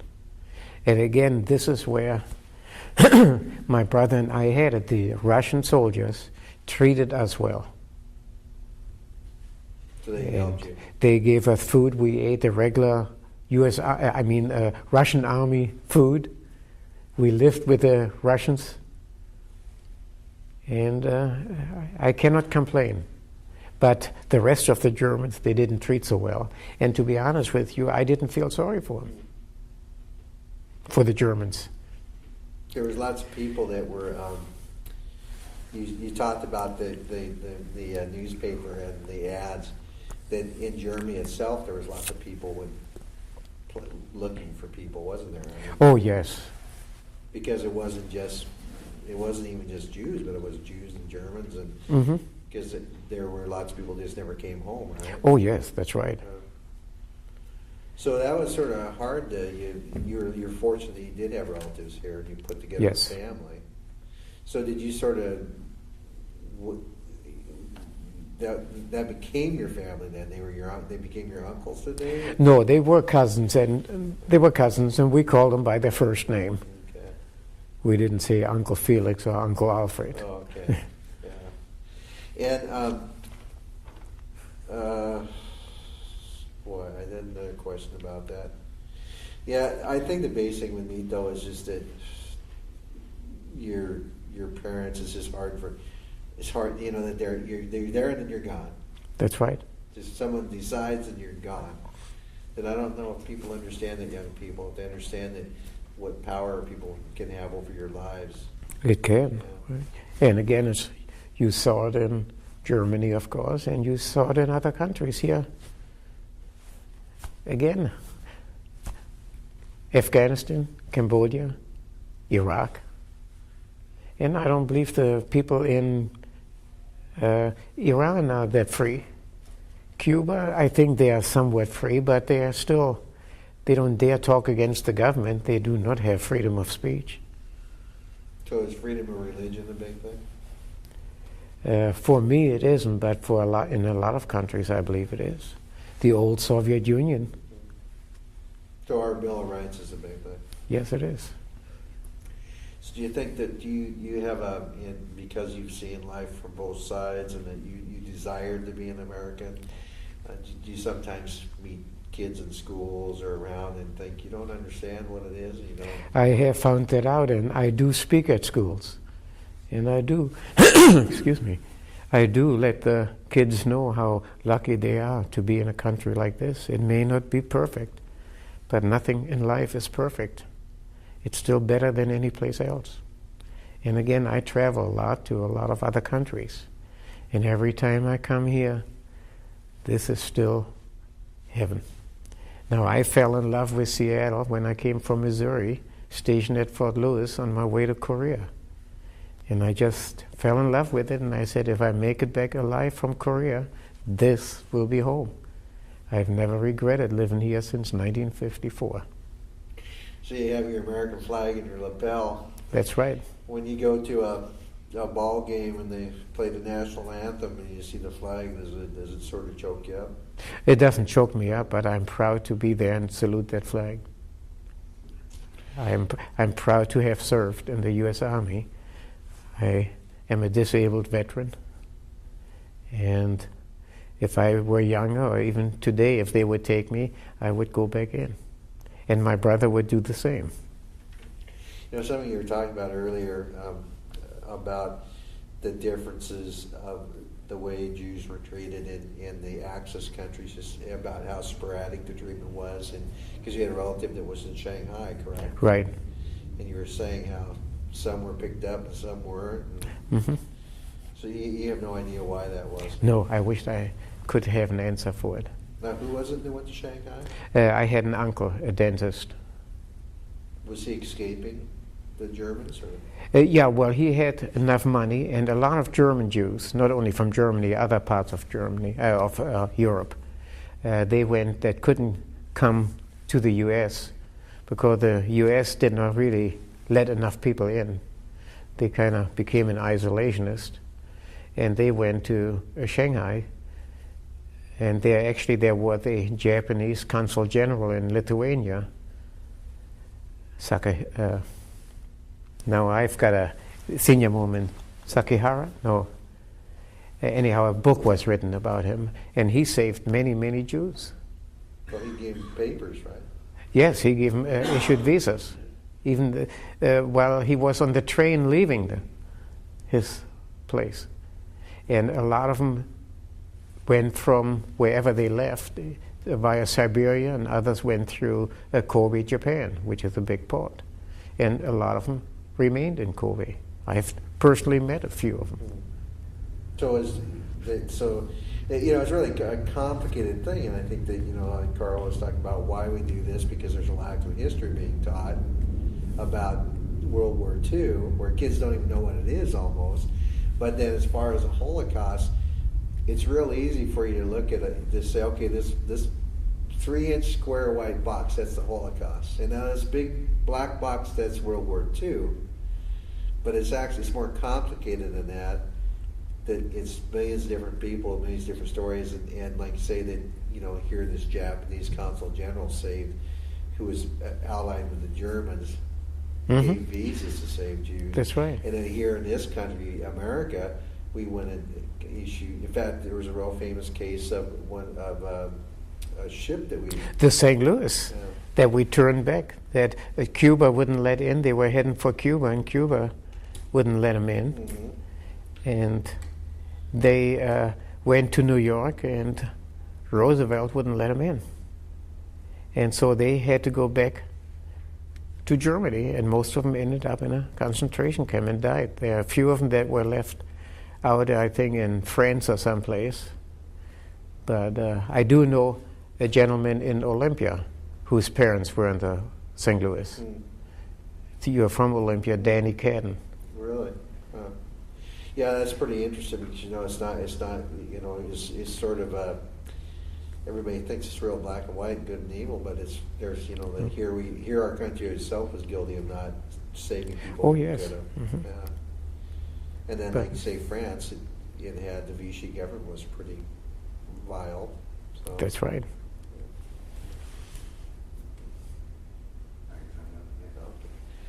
Well, I want to thank you. You're welcome. Tape here, unless Carl's got something he wants to ask.